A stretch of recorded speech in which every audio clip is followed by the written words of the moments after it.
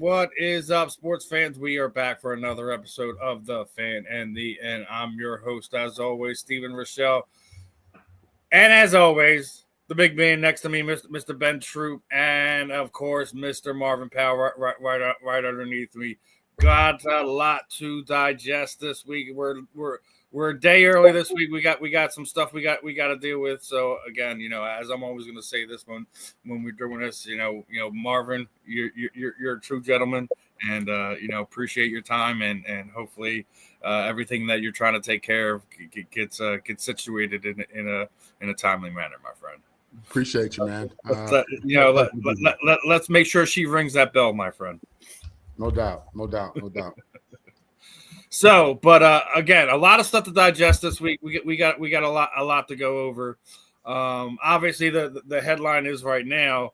My Eagles got absolutely mauled Friday afternoon at Lincoln Financial Field, and because of that mauling, we're going to talk about the Bears real fast because with that victory, the Bears not only took over sole possession of the NFC North, but is the first time since 2006 that they held the number one seed this late in the season. So, Ben, you already know that you were on the air with me when we were talking. I thought the Bears were going to be good. I'm not even gonna act like that. Ben knows I was high on them coming into the season. Bringing in Ben Johnson, the moves they made on the offensive line coming into the year when they were the most sacked team in the league. This is surprising to me. Obviously for multiple reasons. I just watched them thoroughly whoop my Eagles. They dominated them in every facet of the game.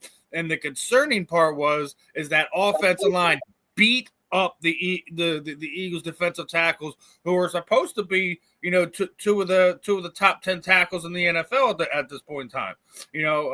Jalen Carter has been a ghost. He's been Casper. We haven't seen him. I kind of feel like he's still dealing with injuries because you just watch him after some of these plays, how he's moving around, his body language and stuff like that. I still don't think that's an excuse to sit there and watch the Chicago Bears thoroughly thump you in the trenches, giving up 255 yards rushing against the Chicago Bears rushing attack. And that's not taking anything away from DeAndre Swift and company. DeAndre Swift is an amazing back. Loved him when he played here the 1 year here in Philly after leaving Detroit. I felt he's been undervalued. I think a game like that kind of puts a stamp on it for him. I know he got a lot of tickets to Friday's game, but I mean, there was a couple times where I seen him turn Sidney Brown around like a top man. He bowled right through him, juked him out of his ankles. It was an ugly defensive performance for the Eagles. And to boot, obviously we've been talking about it on and off the last few weeks is that Eagles offense still hasn't found their stride. And for us Eagles fans, it's rough seeing it because it's showing us shades of 2023 when we started off the season 10-1 and then just took an absolute nosedive, losing 7 out of the last 8 games it was, including the playoffs and a first round exit. And I know a lot of people are blaming Kevin Patullo, and to the fans that are throwing rocks at his house right now, stop it. We're better than that. If you're going to throw anything, throw eggs. Don't throw rocks. You don't know who's in that house. Stop that. But Kevin Patullo has kind of been the scapegoat of all this. I think it's a multitude of things. I've already said it. I think the offensive line is playing hurt. They're not playing up to the level they were last year. It's hard to repeat what you did the season before.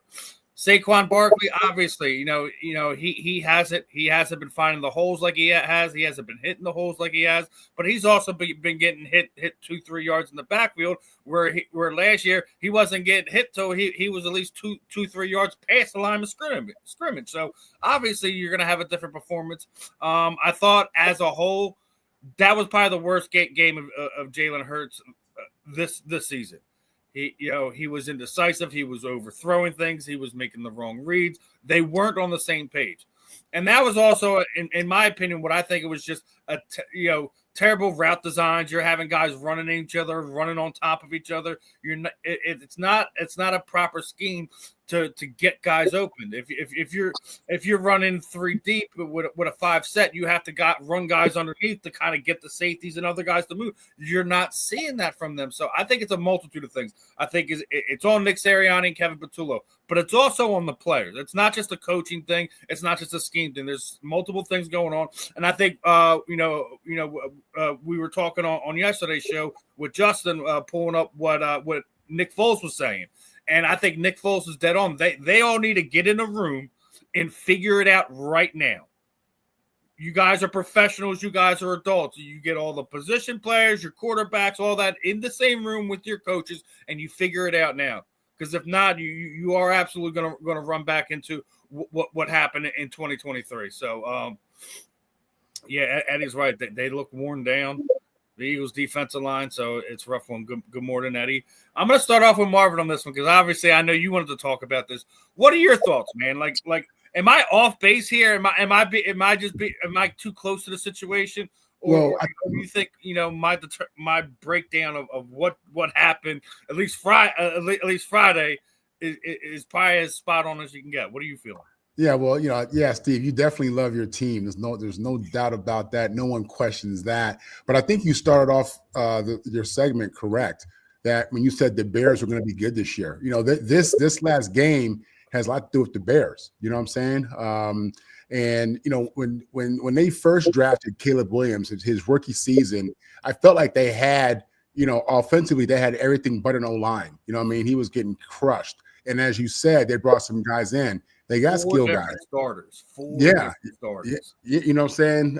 Roma Dunze, DJ Moore, Loveland, and the other tight end, Swift, and the other rookie running back. I mean, these guys are nice, man. They playing ball. And Caleb, as they say, is a generational talent. And what the Bears needed was leadership. And they got Ben Johnson from Detroit. You know what I mean? And what you're seeing is this thing is happening fast. You know what I mean? It's not just, for them to be number 1 seed right now in the NFC tells you, they're not just good enough to beat the Eagles. They're beating other teams. You know what I'm saying? Like we're late in the season now. We're at the point in the season where, we kind of know who you are. You know what I'm saying? You got some games, you got a couple of games to go, but, we know who you are at this point. So, or you're finding out right now who you are. Yeah. NFL season's long. You see a lot of teams start out hot, teams 5-1, 7-2, 8, whatever it may be. And you're thinking, oh, they about to ride out for 17 weeks. Man, it's a long season. Yep. Guys get hurt. People's feelings get hurt.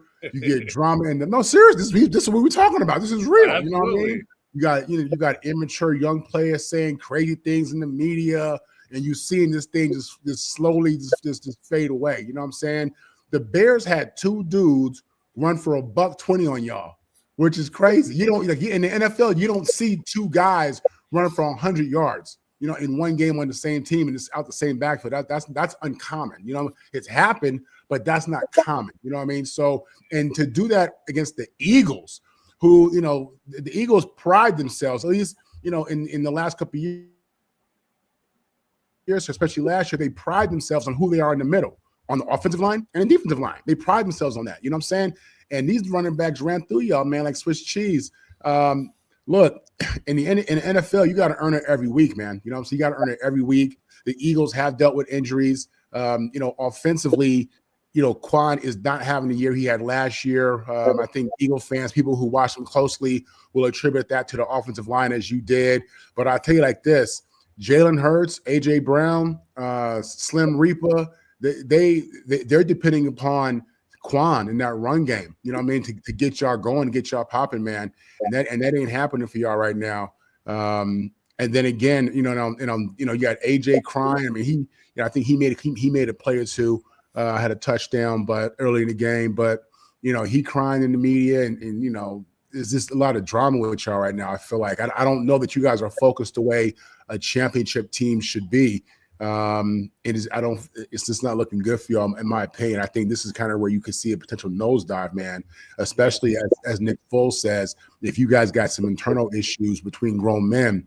But with all that said, let's give credit to the Bears. You know what I mean? Like y'all, they did it to y'all. It wasn't like, you guys were just bad by yourself. They had something to do with that. You know what I mean? So I think you're seeing this Ben Johnson team, this Ben Johnson offense really take off. Caleb's playing for the most part under control, efficient, playing smart football, making good reads.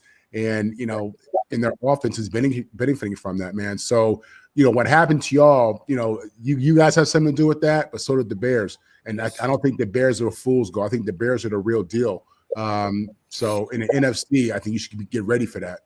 Yeah, and I'm gonna before we send it over to Ben, I'm gonna pull up one thing here. So yes, the Bears are gonna do it. They still gotta play the Green Bay Packers. And since 1992, the Green Bay Packers are 50-15 against the Chicago Bears. Yes, you had to prove it against us. We're the defending champions. They're the guys in your division. Say it right. Brett Favre and Aaron Rodgers were 50. You know what I mean? Because that's not you put any other quarterback there, that means nothing. So they played against two Hall of Fame quarterbacks in their prime and got their butt whipped like everybody else did. Yeah. Go ahead. I'm sorry, Steve. Go ahead. No, listen. I want to hear that comeback, man, because a lot of the Packers fans are puffing their chest out. So I'm like, listen, I like Jordan Love. He ain't Brett. He ain't Aaron. That's all I'm gonna say. That's all I'm gonna say about that. We're gonna see what happens because I think they play him twice this last month, don't they? Don't the Packers? Yeah. They say if you haven't played a divisional foe yet, you're gonna play them twice in like a 2 or 3 week span. One's gonna be the last week of the season, I think. The other one's gonna be like 2 weeks before that.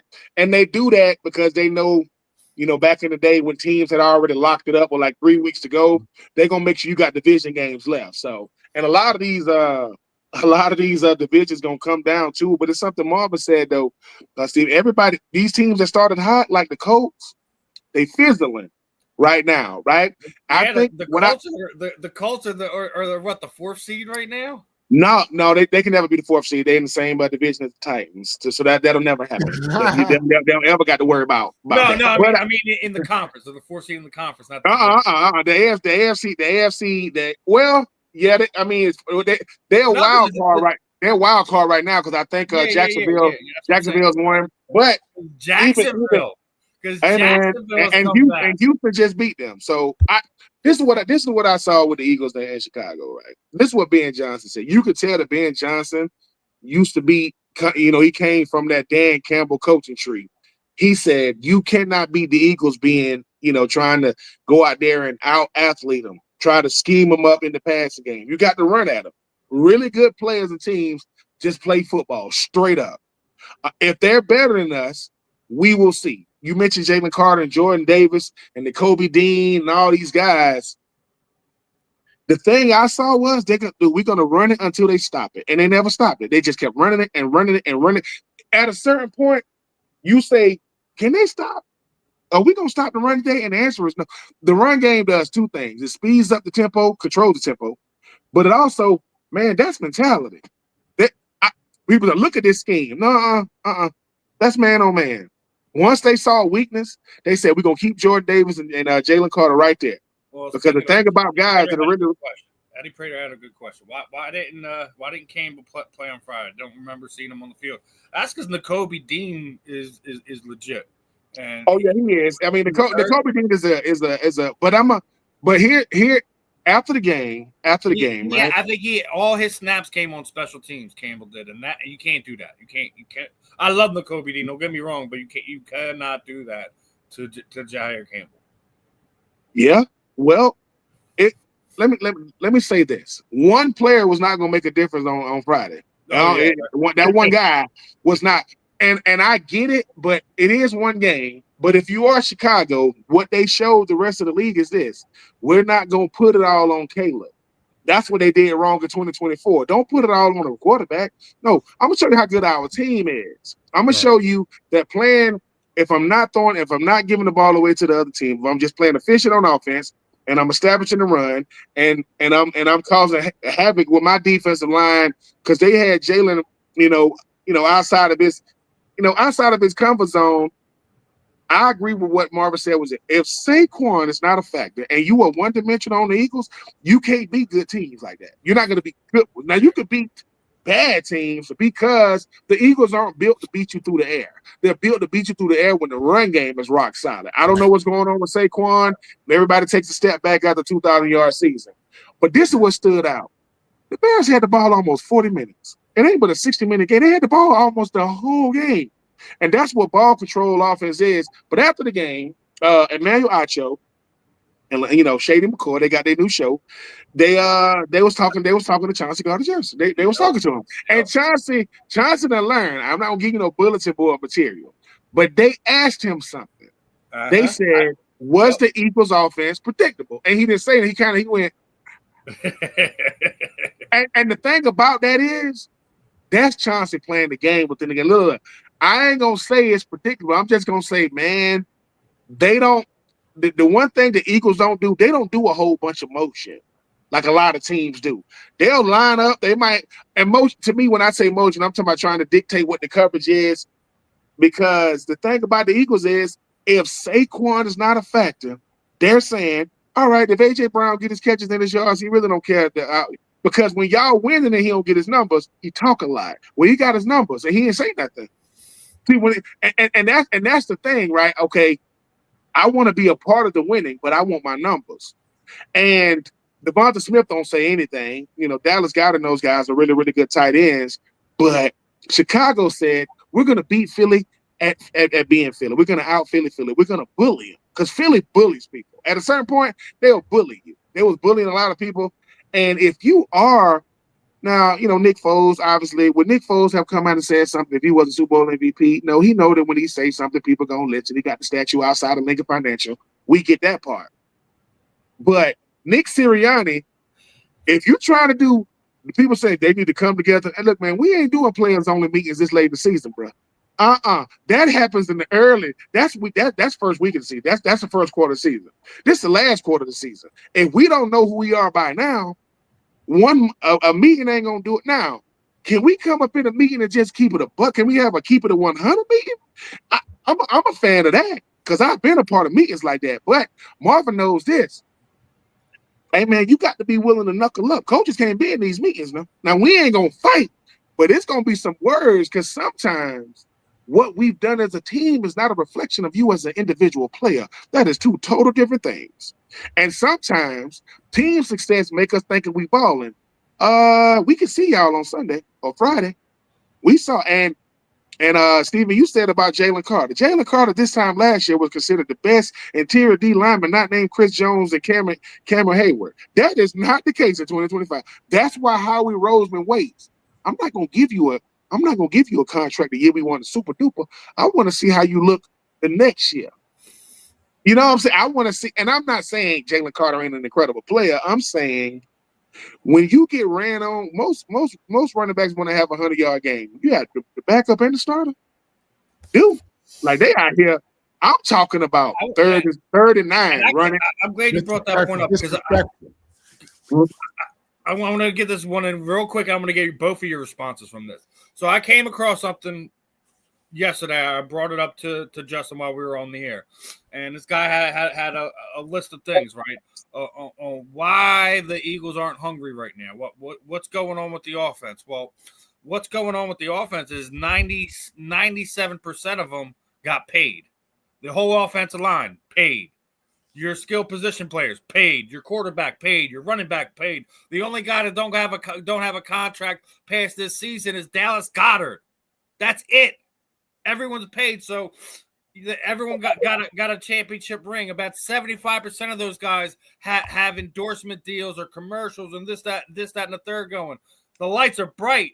They ain't seeing nothing what's going on the football field. Do you think winning the championship, already having that generational change in money in their pockets has changed their hunger, or is it just the fact that the league is catching up with them? I'm starting with Marvin on this one. Well, like I said, man, it's hard to win this league. It's hard to win a game. You know what I'm saying? And when you're a Super Bowl champion, you have a target on your back. So you're gonna get certain people. You're gonna get a certain energy because people get excited about playing good teams. Listen, this is not a football thing. This is a human nature thing. once you start making money, do you slow down? Once your bank account's at a certain level, do you hit that snooze button now when you was getting up, at 5:30 in the morning every morning, no matter what? You know what I'm saying? Listen, I remember having a conversation when I was in New Orleans with Willie Rolfe, Hall of Famer. Willie was a great teammate, and he was making big bucks. And I asked him, I said, Willie, is it hard for you to get out of bed knowing that you got all that money? I asked him that directly, and he said sometimes it is. You know what I mean? He was real about it. You know what I'm saying? And I think these guys are kind of going through the same thing. I do. It's a real thing. It's a human nature thing. You got to have a certain type of leadership, a certain type of makeup, to do this. You know what I mean? And it makes you appreciate. I hate to say it. It makes you appreciate a little bit more about, what Brady and them boys was doing. You know what I'm saying? Just being able to win consistently. It's hard to win in this league. Look at the Jets. It is hard to win in this league. So if your situation ain't tight on that team, if the leadership ain't tight, if people haven't been talking to these players about, hey, Super Bowl hangover, there's a certain expectation after we win the Super Bowl, after we get these contracts. I think it's more of a human nature thing, lack of leadership, and you're seeing the reality of what happens to most people when they get to a certain level of success. They slow down. Now, Ben, you heard this. What are your thoughts on it? Is it the brights are too light for him right now? Is it just everyone's catching up with them? What are your thoughts on this one? I mean, I think it's a little bit of both, but I would also add, sometimes you play so well as a team that you expect, man, we'll figure it out on Sunday. Yeah. Because you are your most creative when you lack more resources. You have to be. When you ain't got the money, when you ain't got the resources, somebody will say, hey, man, how you get here? Oh, man, I had to. But when you got money, you pay for everything.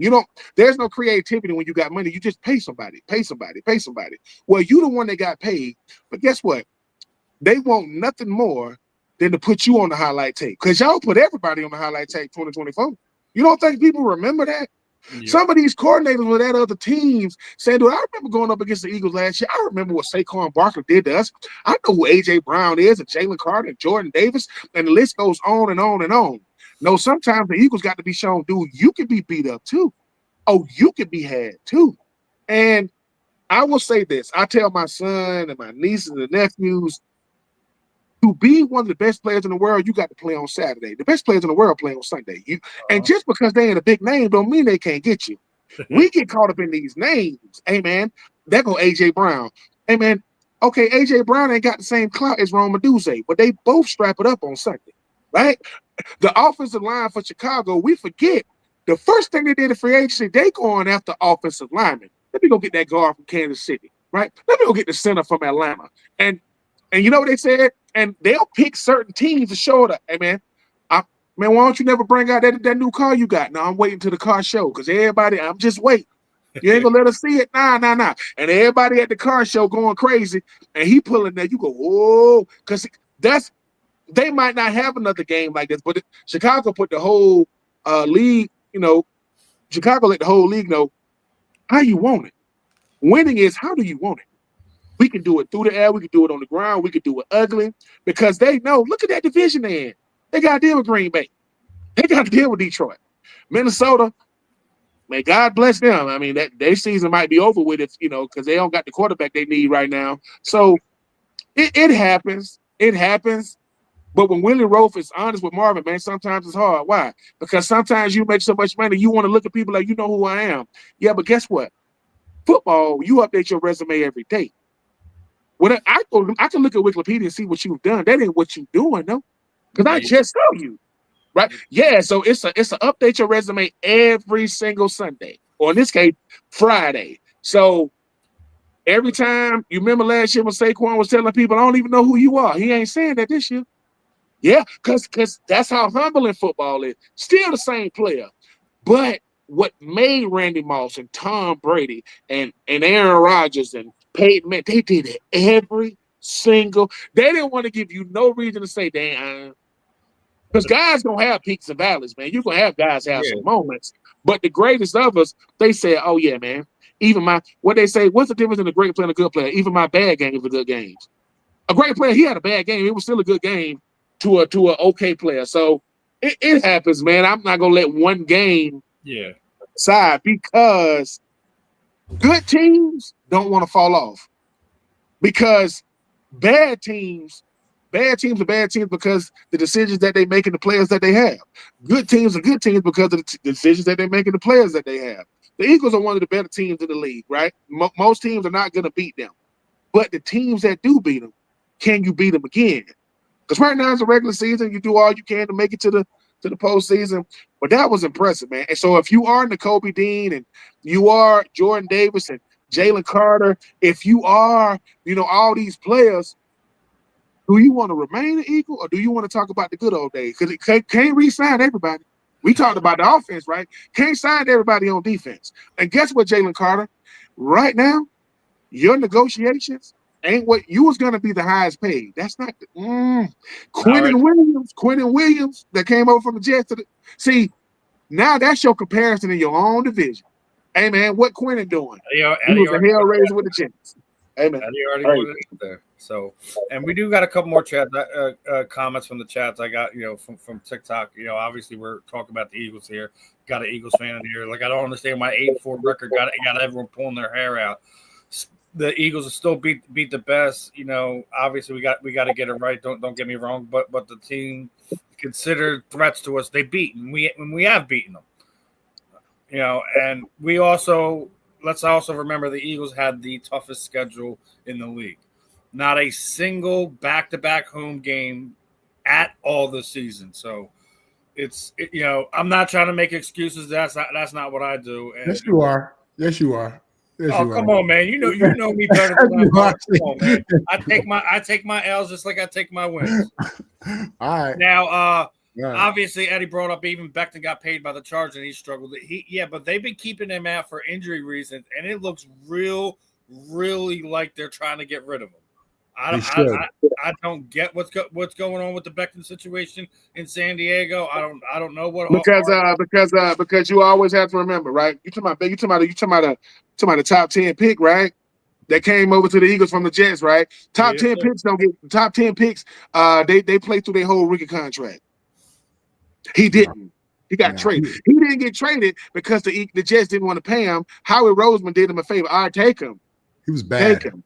He was bad. I mean, and all I'm saying is, when the last time a number 1 overall pick and quarterback got traded before his contract was rookie deal? Those aren't good quarterbacks. Yeah. Usually, I could be wrong.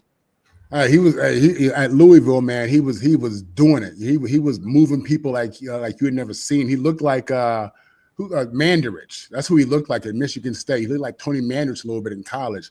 And he got to the Jets. Steve, I would have rather had you.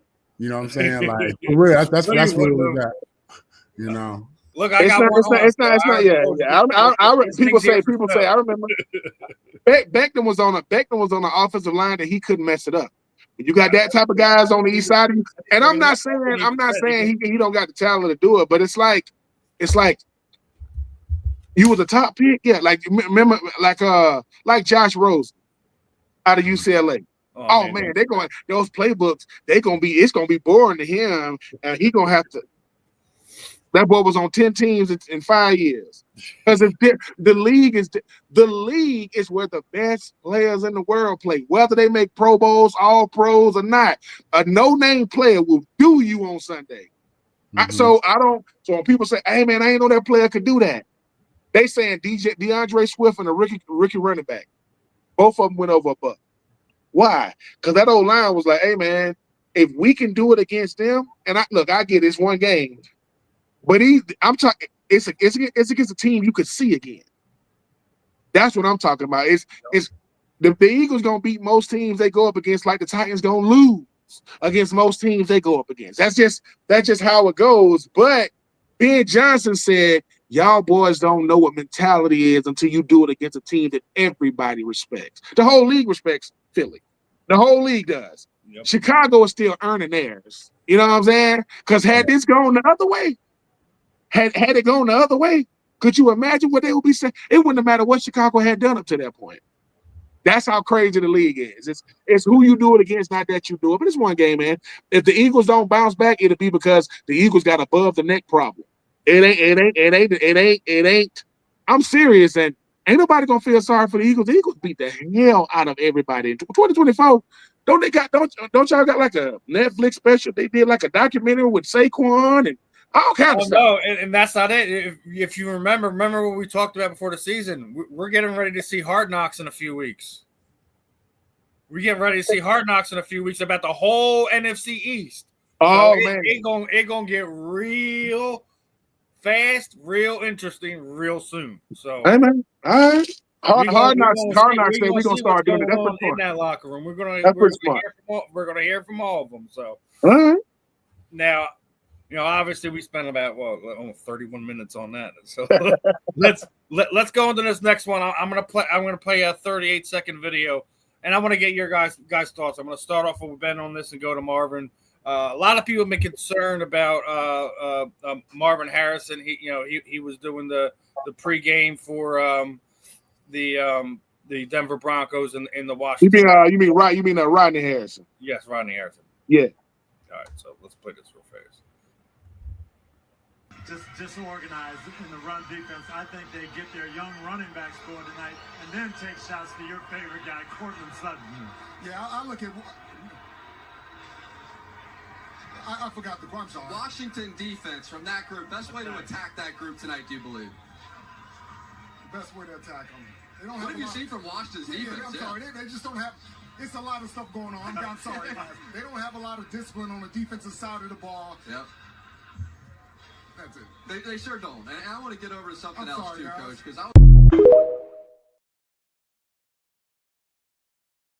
So a couple things right there. A lot of people thinking, obviously everyone's got a lot of respect for Rodney Harrison. His football mind, his insight, stuff like that. A lot of people thinking that he was either dealing with a stroke or something. That way he was swaying back, his forgetfulness, things of that nature. Now, obviously, we know Rodney's one of those defensive backs that you have the utmost respect for. He was an absolute hammer, and there could be issues where he is having fog moments where you're just forgetting what you're talking about, your train of thought, stuff like that. You see he was trying to answer, gave a real short answer, said, there's a lot of things going around and things like that. From your guys' perspective, what you've seen going on in this game, do you feel like Rodney Harrison was having an uncle moment where he was just forgetting what he was talking about, or is there something deeper going on? Start off with Ben, go to Marvin on this one. What are your thoughts? It probably was something deeper going on, but let me tell y'all Twitter finger people, y'all hide behind what y'all say. What you mean he completely lost it? He completely lost what? He lost his train of thought. Let me tell you what I appreciate about that whole moment. 3 people: the cameraman, Tony Dungy, and Jack Collinsworth. You see how they protected him? You see how that's what you do. When we on live TV and something happening, Jack kept talking, Tony kept talking, and they never said, "Are you all right?" Because if they do that, it takes it. So I can appreciate Jack and Tony trying to protect him. Did he have a moment? Yeah. But you see, everybody has become everybody's neurologists these days, right? Everybody, all these diagnoses. We've all had moments where we just forget, right? God forbid, but we don't have to do it on national TV. He forgot. And do I hope he's all right? Yes. Do I know what happened? No. Was it hard to watch? Absolutely. I ain't gonna disrespect this man. As a person that came from radio, I used to do radio. Kevin Thomas, BJ Bennett, guys I was on the radio with. Did I have moments like that? Absolutely. You know what they did? They protected me. They just kept talking. Because sometimes, Marvin, sometimes I'm going to forget. Sometimes he had a snap your finger moment, but he's on TV. We can see it live. So I hope that Rodney is all right. I hope that Rodney is going to see a neurologist if it is that. But he completely lost it. Let me tell y'all something. Somebody's in his ear talking to him. He's trying to get his thoughts together. But when he said that's it and they kept talking, man, so much respect for Jack, so much respect for Tony, because sometimes if you've never done it live, you don't know how to protect your people. But that's what you're supposed to do. Now, when they go to a commercial break, hey, man, you all right? You know what I'm saying? But everybody try to make everything funny now. That ain't funny. That man is having a moment, and we don't know what it is. Hopefully, he'll address it. But, yeah, it was hard to watch in real time. Listen, everybody ain't got CTE, people. A lot of us probably do. But CTE can only be diagnosed when you're dead and gone. So if you think you're watching in real time, and guess what? You can get CTE without playing football now. Oh, yeah, you can get it without getting hit in your head every other Sunday or Saturday or Friday or Thursday. But I hope that Rodney is all right. When I saw it, I was like, man. But I appreciate Tony and Jack. If Rodney ever wanted to know what Tony Dungy and Jack Collinsworth thought about him, just show him that, boy. We got you, man. They can't physically grab him, right? But the cameraman was trying to keep the camera off him, but you can't just. They were trying to do more close-up views, not the wide view. It was tough to watch, man. I don't like the jokes. I don't like when people are making jokes about people. That's somebody's daddy. That's somebody's husband. That's somebody's brother, uncle, son. And because you want to get a quick laugh. All right, well, the next time you have a brain fart, the next time your mind just, yeah, let's see if you can get it back. And I hope he's all right, man. I really do. Marvin. Yeah, without question, Tony Dungy and the other guy, they handled it with class. These are pros. They did. That's what you saw. These are pros. You know what I mean? In the moment, you know, when the ball's in the air, you know what I'm saying? They didn't drop the ball. You know what I'm saying? They ain't let the team drop the ball. You know what I'm saying? And you love to see that. I'll be honest. This is my first time seeing that. And as I'm watching it and I'm looking at it, I'm thinking to myself, first of all, you've seen, if you're fortunate to have people in your family who have lived long, you're going to see your aunts and your grandparents do that same thing. You know what I'm saying? Just complete brain fart in the middle of a conversation, forget where they are. It's just part of the deal, man. But with Rodney, man, you look at how he played the game and you look at the reality, what we know, you know, if it looks like a duck, if it walks like a duck, I hope my brother takes advantage of all the benefits that are allotted to him through the NFLPA, because there are many for a vested player like he is.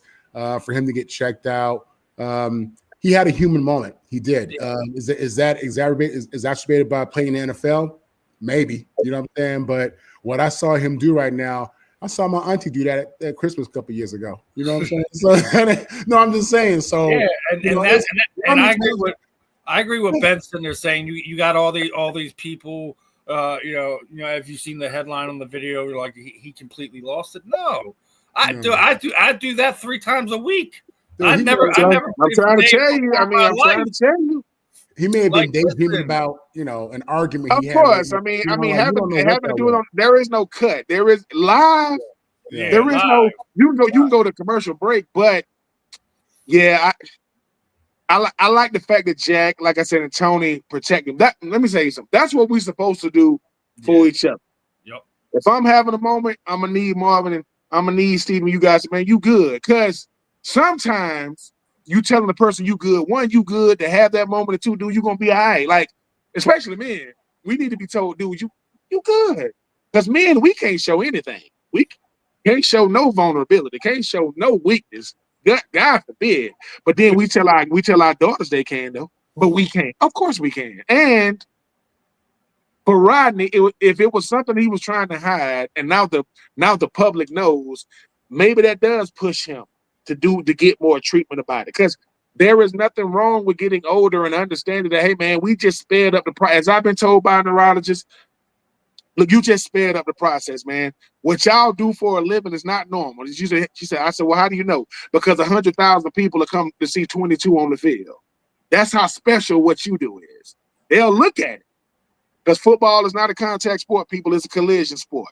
We collide, not them. That's them train wrecks. Every single what was it, Sunday night? The guy from did you see what happened to number 8's helmet for the Giants? That thing broke a helmet. How hard is to break a helmet? That thing was shattered all to hell. Hit it. They moved, man. Hey, that's grown man business out there, man. And it ain't personal.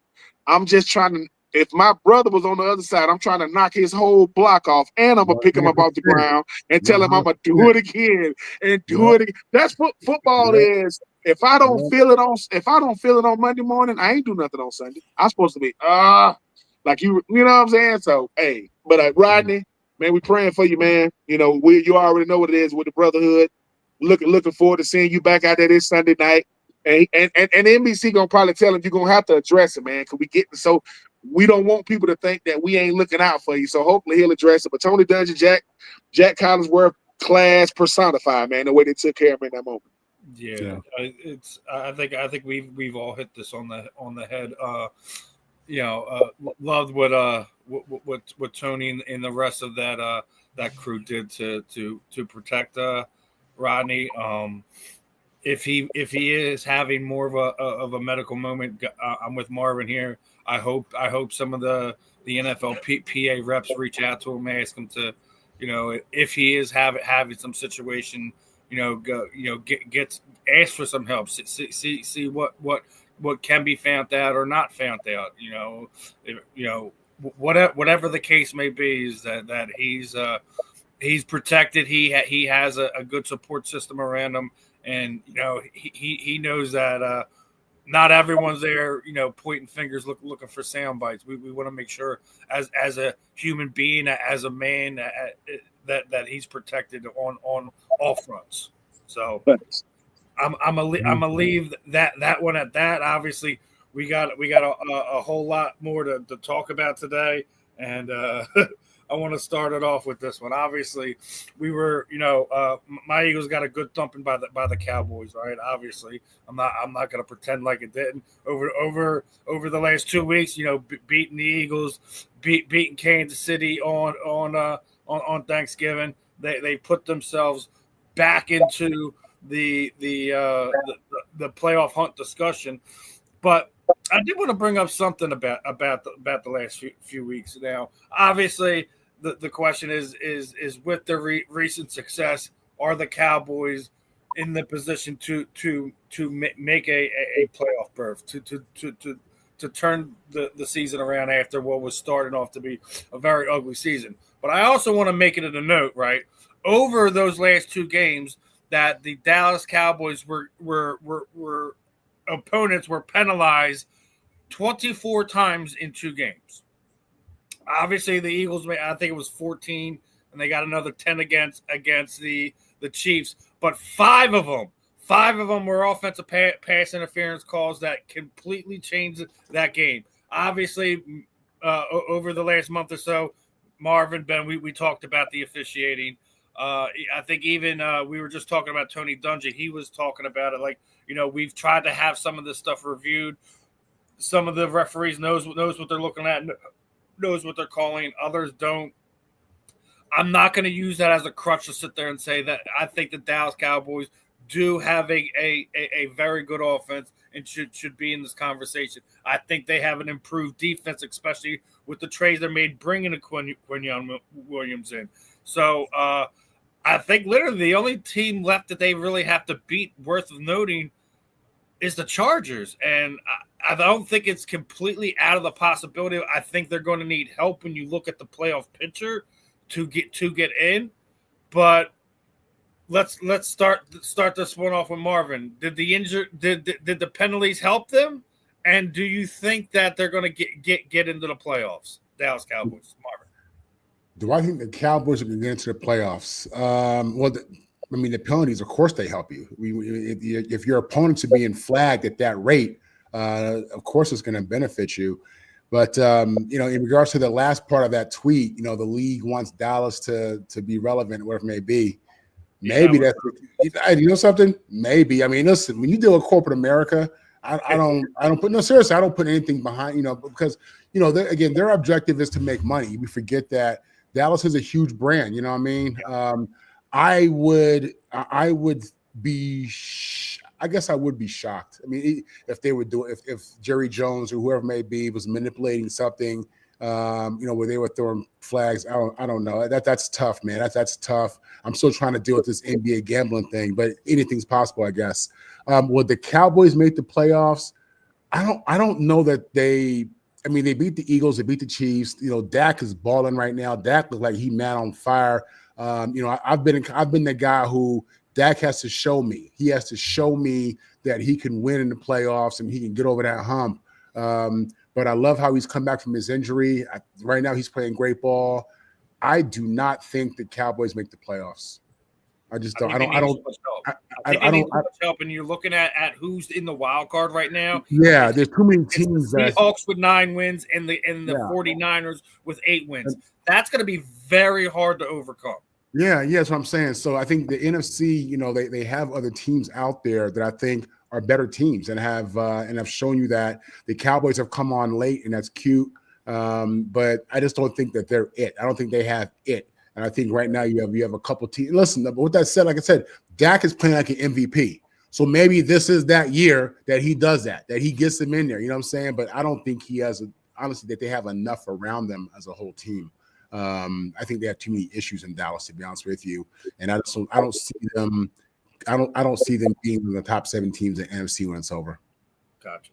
Ben, your thoughts? The 24 penalties over the last two weeks fuel this whole push that the Dallas Cowboys have, and do they have enough to get into the playoffs? 100%. The penalties help.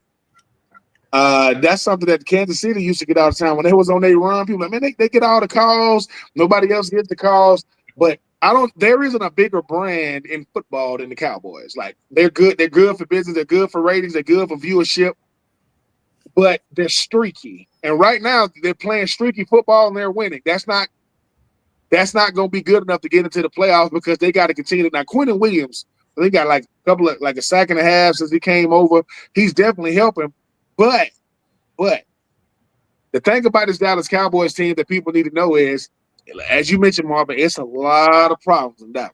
A lot. It's always stuff going on with Dallas that shouldn't be going on.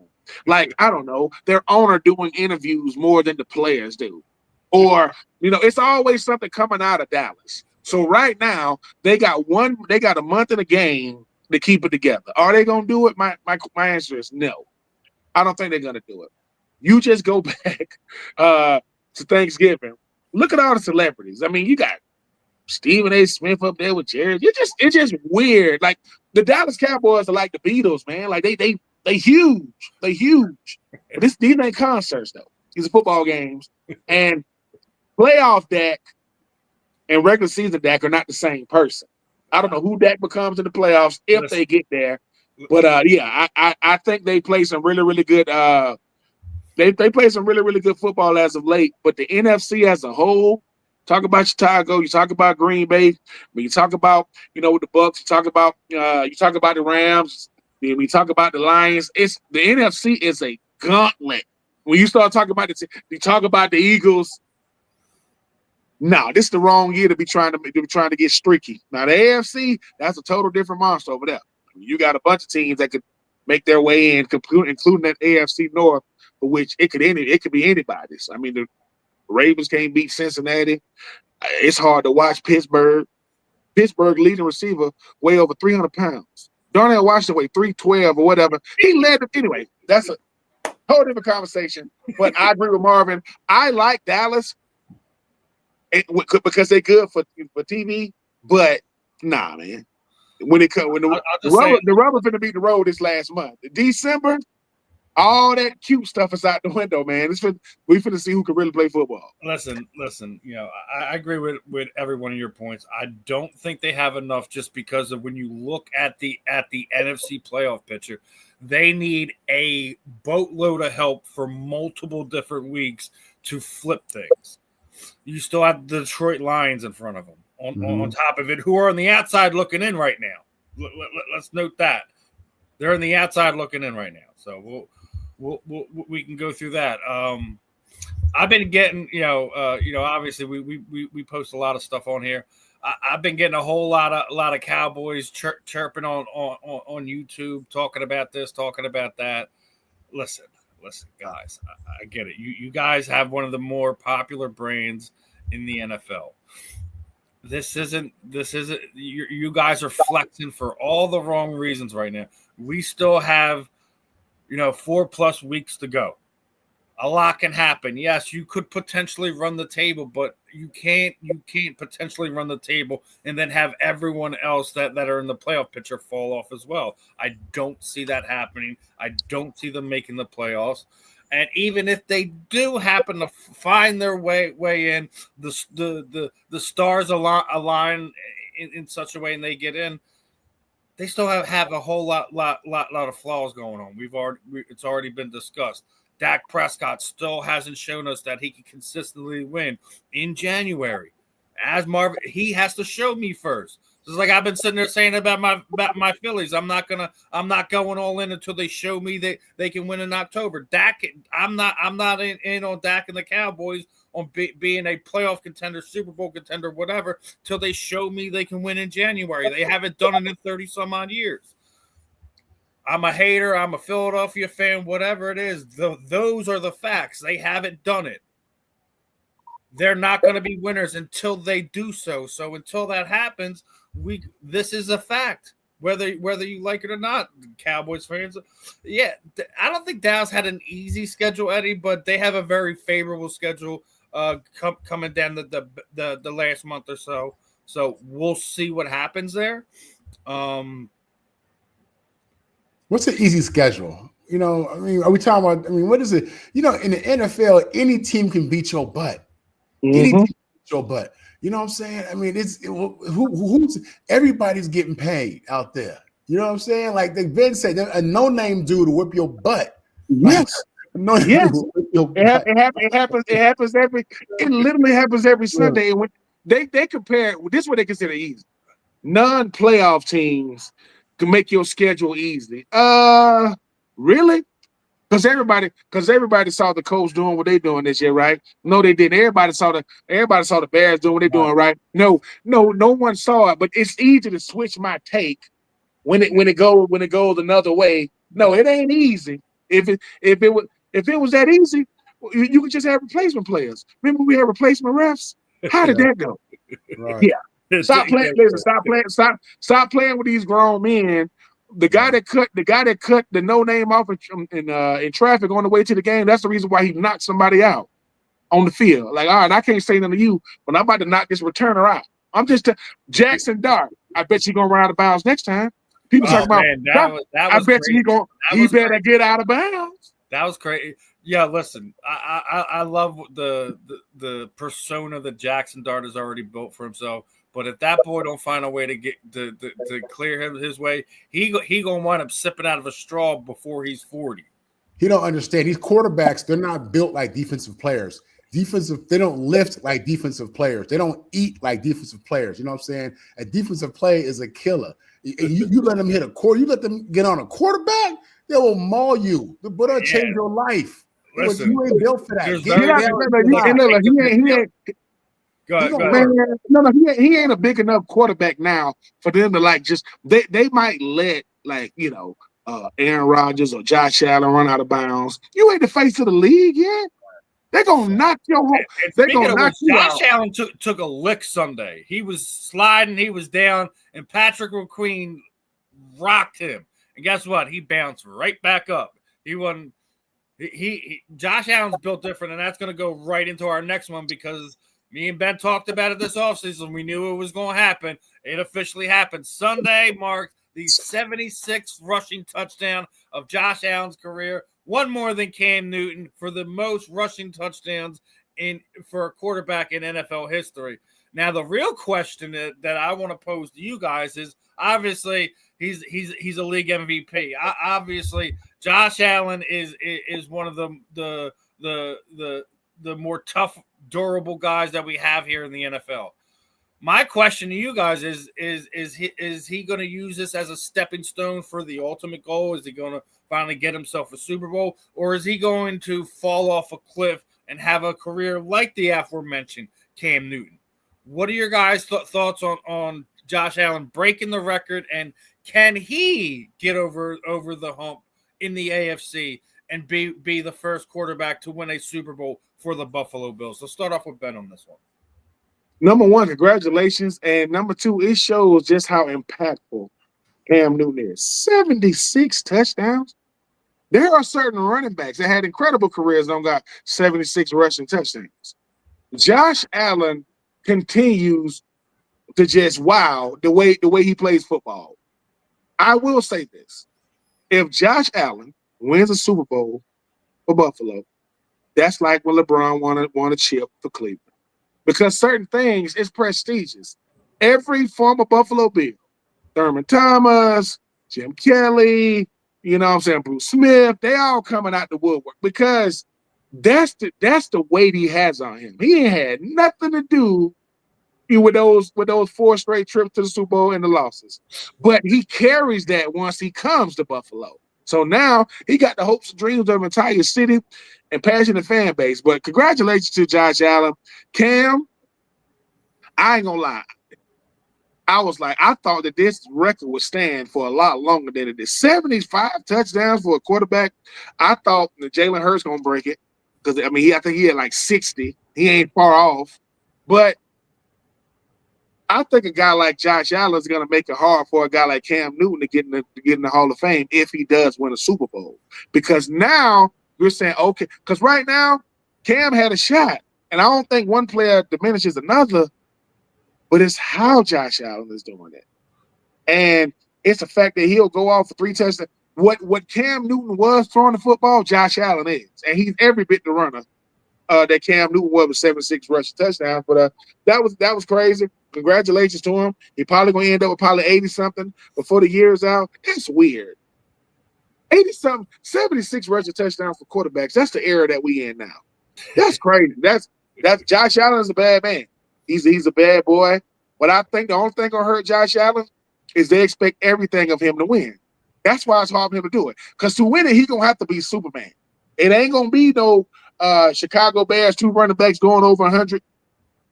His supporting cast outside of his tight ends, Keon Coleman and them, that's who you gonna need to win. Cook, man, we talked about it in the offseason. I like him and Cook as a dual threat running back situation. They nice, but every time Buffalo loses, it's because any good team lose. You could take Josh Allen away, and you could take James Cook away. Who you gonna call on?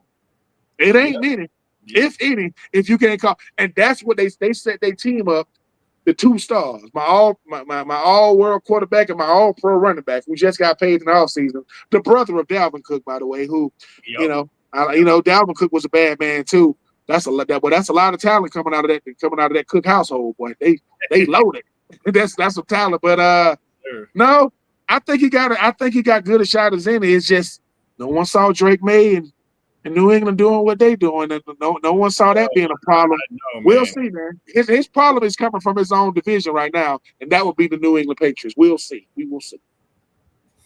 Marvin, your thoughts on Allen breaking the record, and will he rewrite the history books for the Buffalo Bills?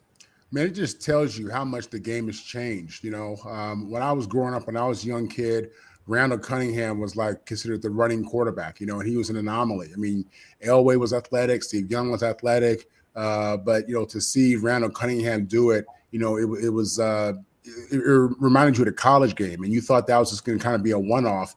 But, you know, from Randall Cunningham to Mike Vick, who I don't think it's enough credit for how he impacted the game and how he changed how defensive coordinators and evaluators looked at these quarterbacks. And then, you know, Cam Newton being the #1 overall draft pick, league MVP, takes the worst team in the league who drafted him to the Super Bowl, you know, and established that rushing record. You know, I thought that would last much, much longer. Allen is playing with it. He's playing with it. The truth is, this dude, this may sound crazy. What is it? Is he in year 7, year 8 right now? Is that where he's at? Because 7, yeah. Listen, if this dude, he's a big dude, and the body can only take so many hits. And like I said in the last section, quarterbacks typically aren't built for that. Defensive players are. Josh is a little bit bigger. I don't know if he's, you know, as strong as a linebacker or a safety. I don't think quarterbacks lift like that, but the body can only take so many hits. So, you know, you would think, man, in year 7, he's already, you know, 70 rushing touchdowns, whatever it may be close to. You would think, he'll be at 150. Nah, man, you know something? At some point, if he's playing the game the way he's playing it, which is controlled, efficient, and reckless, it's a combination of that, I think. it's gonna show up, man. And I'm not wishing that on him, but again, Father Tom is undefeated. You know what I'm saying? Like I said, the human body can only take so much. So I think it's remarkable. Josh Allen has proven me wrong. I was shocked when they drafted him out of Wyoming. They were talking about his accuracy issues, and I was like, he ain't gonna do that. If he can't throw the ball straight in college, he can't throw the ball straight in NFL. He got better. His accuracy got better, and he included that run game in there. This dude's the real deal. I was a little upset when he had won the MVP over Lamar last year. I thought Lamar earned that, but I tell you what, he's making it right with me because he's playing at an all-time level. Can you imagine what that team would be without him? And that tells you the impact of a player. Can you imagine if their backup was playing most of these games? You know what I'm saying? Like they'd be the Jets. You know what I'm saying? So they would be the Jets with a good running back and a good receiver, and they'd be they'll be the Falcons. Y'all just beat us. Yeah, they'll be the Falcons. Yeah, oh man, but we got a few more topics I want to go to. Obviously, we got the tight end on here, so I want to get your thoughts on this one. Obviously, I want to get both of your thoughts on this. But this past Sunday, Zach Ertz officially passed Shannon Sharpe for I think 6 most receptions by a tight end all time. He passed Shannon Sharpe. Obviously, being a Super Bowl winner here in Philadelphia, he spent some time with the Cardinals the last few years with the Commanders. Where are you putting Zach Ertz now? Because he's starting to creep up on some of these lists here. 800 catches. I got to put him in the top 10. I got to be in maybe a top 10 tight end right now. I know he passed Shannon Sharpe, but Shannon Sharpe didn't play in the wide open throwing area like they do now. Shannon Sharpe was doing it when they was running the rock. Shannon Sharpe blocked for Terrell Davis, a 2,000-yard rusher who only played 7 years. So Shannon Sharpe's career is much different because of the era that he played in. But I will say this about Zach Ertz. He's put himself in the conversation to get serious consideration. 800 catches used to be the barometer for a tight end to get in the Hall of Fame. He's over 800 catches. So you talk about the Kellen Winslows, you talk about the Tony Gonzalez's, or I think Tony Gonzalez is like second all time. Nope. Tony Gonzalez is third all time. Okay, so the all-time receiving list goes Jerry Rice, Larry Fitzgerald, Tony Gonzalez, Jason Witt. So you got 2 tight ends in the top 4. Zach Ertz has made an incredible career for himself. And on a Super Bowl winning Philadelphia Eagles team that had Brent Selleck, Trey Burton, with the Philly. I'm happy that he has staying power. And it's something to say about a guy who can reinvent himself in a league that's only getting younger and trying to pass him by. They did it with the Cardinals, did it with the Eagles, not doing it with the Commanders. Very, very impressed with Zach Ertz. I'm going to say this. There aren't too many tight ends on planet Earth play the position better than Shannon Sharpe. It is not possible. Tony Gonzalez did it all, but win a Super Duper Bowl. Gronk made the position, the it position. Travis Kelce might go down in history as the greatest. They all got to wait. They all got to wait to eat until Shannon Sharpe come in the room because there is none of those guys without Shannon. There is no Tony G. There is no Gronk. There is no. And when I say there isn't one, I mean celebrate. Because the next great one is Trey McBride. What he's doing in Arizona, when good players do it on bad teams, I respect it more because he's out there getting it done. So I'm very, very impressed with Zach Ertz, man. I think his wife is on the U.S. women's national team, if I'm not mistaken. So that baby, if they have kids, that baby is gonna be a freak athlete. It's genes for you right there. Male or female, it doesn't matter. But I'm super duper proud of Zach Ertz. I got different rounds of tight ends. To me, Zach Ertz was like in that mode of like Greg Olsen and pass catching guys. Man, they're gonna get out there and they gonna be nice in the pass. Don't forget about Ozzie Newsome. Ozzie Newsome. John. The John Mackey Award is named after this man for college. No, I'm happy for. I look at Zach Ertz in the same breath as like what is his name? Jimmy Graham. They both just dominated the passing game. But Zach Ertz is still around, man. Everybody I just named, Gronk retired. And Zach Ertz, I think, older than him. right? Yep. This might be Travis Kelce last year. The pass catching tight end used to be an anomaly. It was just you might have one or two. Now, man, they getting these guys straight out of college. Look at Brock Bowers. Look at Trey McBride. I mean, I thought that Kyle Pitts would be the next great one, man. I just don't get it. What isn't going on with the Falcons? But Zach Ertz, I mean, over 800 catches. Congratulations on an incredible year, sir. You get the Super Bowl champion. Did it with Philly. Played with and he was productive with different teams. Most guys is because of the team they own, the scheme they in. Nope. Philly did it. And shared time. Went over there with Kyler Murray in Arizona. Did it over there. Now he over here with Jaden Daniels and Marcus Mariota still catching touchdown passes. Shout out to that man, Zach Ertz, man. Still getting it done. Marvin, your thoughts on Zach? Yeah, listen, definitely got to give him credit and applaud him just for the number 800 catches and just putting himself on a list.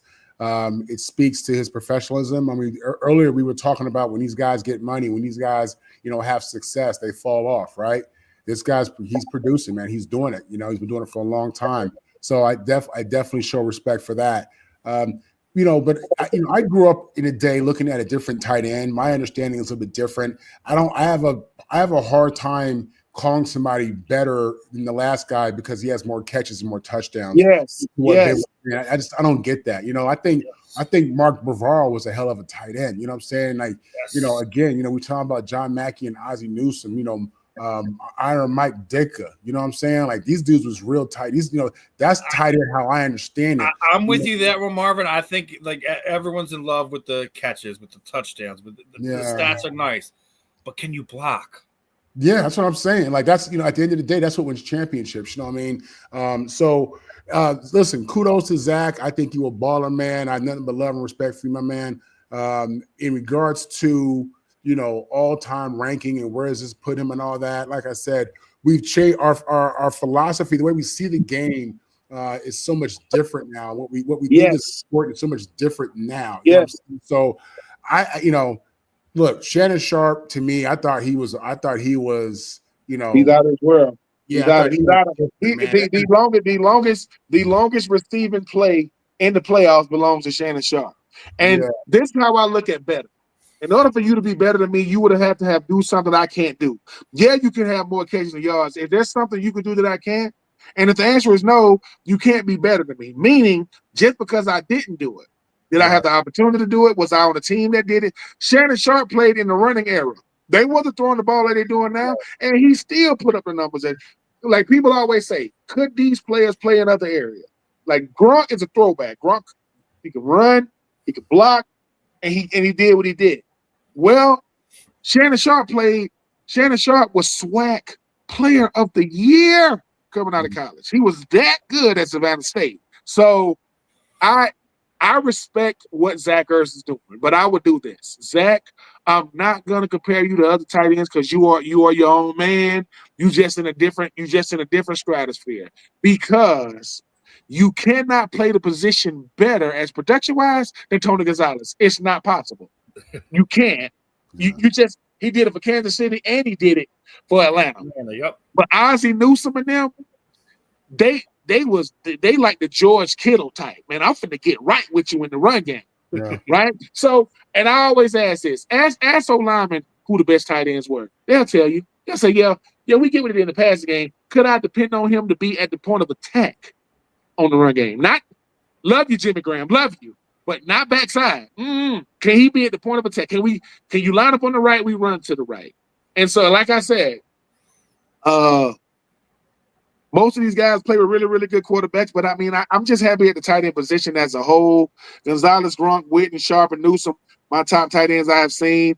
Hey, in no order. He wants to let it know that's in no order. I mean, look. We had like Jason Witten wasn't him. Jason Witten is fourth all time. Yeah, man. Jason. But I try to stay away from the numbers because if the numbers matter, Stallworth and Swan wouldn't be in there. They don't got 1,000 catches. Look at the impact. Look at what they did. You know what I'm saying? I mean, Franco Harris and them, man. Impact is everything, and if you can't impact the game, you just out there. And if don't nobody remember you, so I got interviewed by Lance Swan my senior year playing against Miami when ABC Sports had the #1 college game of the week. And when Lance Swan came up to me, I asked him, I said, man, you Lance Swan? He said, I better be. He said, I better be. Man, stop it, man. Stop it. Now we're talking about production and stuff like that. So I want to get your thoughts on this because another person started jumping up the list this season as Davante Adams is officially has the 7th most receiving touchdowns in NFL history. He's clipping at Fitz's heels right there. Obviously, he's 11 away from Marvin Harrison. He's 7th all time in receiving touchdowns. Now, obviously, everyday people don't really talk about Davante Adams as one of the best pass catchers of this generation. Now, I'm going to ask you guys this one, starting off with Marvin. Should Davante Adams be giving more credit, be getting more love nationally as he is currently 7th all-time in receiving touchdowns? Yeah, he played the bulk of his career with Aaron Rodgers and when Aaron was in his prime. And that's not a knock against Davante because you could say that, Aaron played with Davante, you know what I'm saying, as well. Davante's a very talented player, I think, coming out of Fresno State. Again, it's a numbers thing. Numbers are sexy, and I get that. And in the game that we play today, he's super productive. That's what you'd have to say. In this era of football, he's been super productive. And it's hard for me. It is hard to compare players and eras just because of what we just mentioned. The game has changed so much. But yeah, the guys that's nothing to sneeze at, man. The guy has 117 touchdowns is significant. You know what I'm saying? Now, the thing about it is this: he's number 7, and you have to ask yourself, where is there a real drop off in the overall player? Jerry's up there, ain't nobody gonna question that. Randy's right there with him, ain't nobody gonna question that. And then you think you got Chris Carter, CC, all he does is catch touchdown passes. Then you get around Larry Fitzgerald. You know what I'm saying? I'm missing somebody, but it goes. It's Jerry, Randy, T.O., Chris Carter. Okay. Then I think Marvin Harrison, something like that. And that's Marvin's 5 with that's kind of where I would draw like the elite, like the really elite dudes. Yes. Listen, Marvin Harrison is the dog. Larry Fitzgerald is the dog. I got a number of respect for these brothers, man. I'm a fan of these boys. You know what I mean? But there are levels to this. And Davante deserves to be labeled as one of the great players of his day. I would not put him in a conversation with the best players overall to precision. No, he's outside the top 5. Yes, say it that way. But he should be getting, I think, more like we talk about like guys that are dangerous and this stuff. And obviously Deshaun Jackson is the best deep threat that we probably all has ever seen, at least in the last 25 years or so. But Davante Adams, what he's done, his production, his longevity, things of that nature, I think he should be getting a little bit more respect nationally. Obviously, most of us geeks, we know exactly who Davante is, right? Mm-hmm. We give him his due where it is, but I don't think he's quite getting the love nationally. Ben, your thoughts? Yeah, listen, it's like what Bill Parcells said. He would say, he said, numbers show you a lot, don't show you everything. It shows you a lot, right? That dude is nice. But Marvin said it. Elite is different, man. Elite is rare. I saw Marvin Harrison. I saw him for 4 years, twice a year. You can't cover him. And it don't matter who. Darrell Reeves on the other side of him, Champ Bailey on the other side of him, right? It didn't matter. Production. You cannot play the wide receiver position better than how Chris Carter did it when he was in Minnesota. Touchdown machine. Then here come this dude named T.O. What in the world is this? He looked how he played. He looked and played the same. Then here come this freak known as freaking Randy Moss. Right? You see how when we start putting the names out there, you be like, yeah. And that's all we're saying. We're not saying Davante Adams ain't a one of one. He is. But ask him about those guys. Oh, yeah, man, those dudes were. You see what I'm saying? Damn, Larry Fitzgerald. And you can't touch Jerry Rice. You could take half of Jerry Rice stats away, and he still got 100 touchdowns. You could take 100 of them away. Jerry Rice, arguably the greatest football player ever. Like, you just what he's done. So Davante Adams is super duper consistent. He really, really is. And I think for him, hopefully he won't spend his life trying to make sure people respect what he did. Hey, man, you did your thing, man, and you did it. But when we go back to Green Bay, it's a bunch of them with Aaron Rodgers. I mean, you talk about Greg Jennings, you talking about Jordan Nelson, you talk about Randall Cobb. It's a bunch of them get to say they had an incredible career with because I want to say Aaron Rodgers went the 500 touchdown club. That's a lot of touchdowns to go around, and I'm not mad at him for that. But what he's doing right now is saying, look, at the stage of my career, I'm still getting it done. Now, most of his touchdowns right now, what's the most impressive thing about what he's doing right now, most of his touchdowns are 2 yards or less. Right there on the goal line, giving you the business. Like, I'm about to do you in these closed areas. But no, man, I put Davante Adams in the same realm as like a Mike Evans, like a Julio Jones. For their era, they were him. They were them, man. Those guys, they did Steve Smith Sr., those type of players, because I want people to not focus so much on the numbers and focus on the production. And because if someone say Davante Adams or Julio Jones, Julio don't even got 70 receiving touchdowns.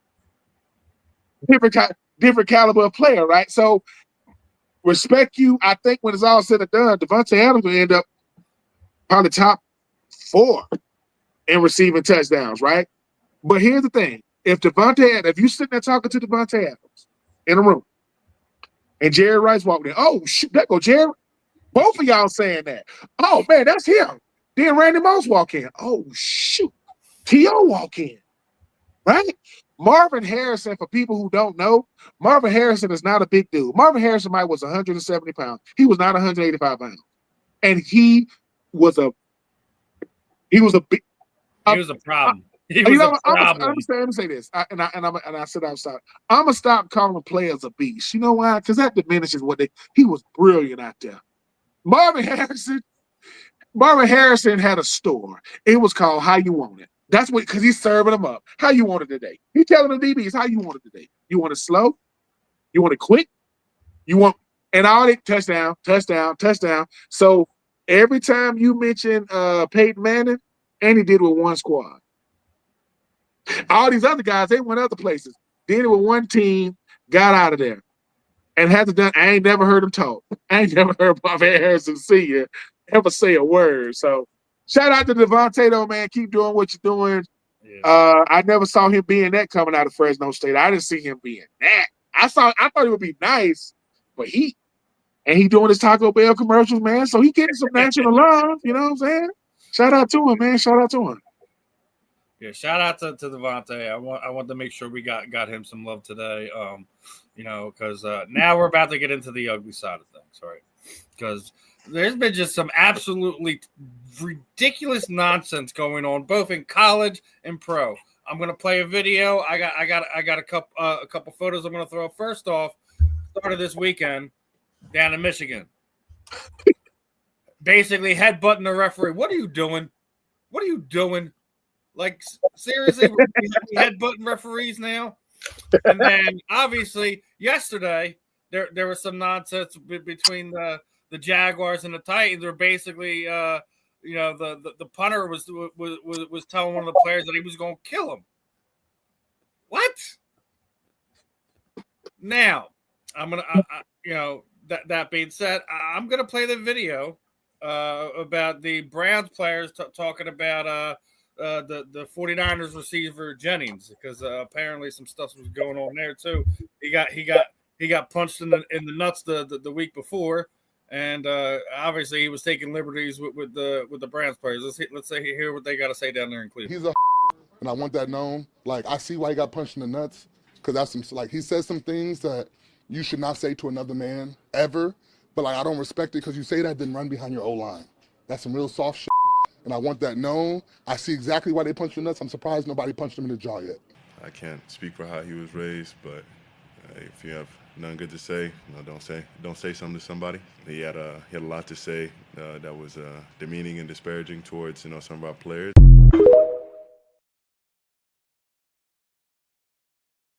Now, obviously, there's a lot going on in the NFL over the past few weeks. Obviously, Jennings got punched in the nuts the prior week, and from what is being said in Cleveland is that he was bringing family and wives and things along those lines are being said, and that's why that they were upset about that. Which 100%. You got absolute reason why you getting punched in the jewels. What as the defensive tackle mentioned there, I'm surprised he ain't been punched in the jaw.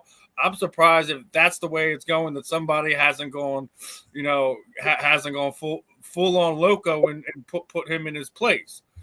Now, even more so when you're saying that stuff and then you go and ducking behind your offensive lineman, is he even more of a coward move?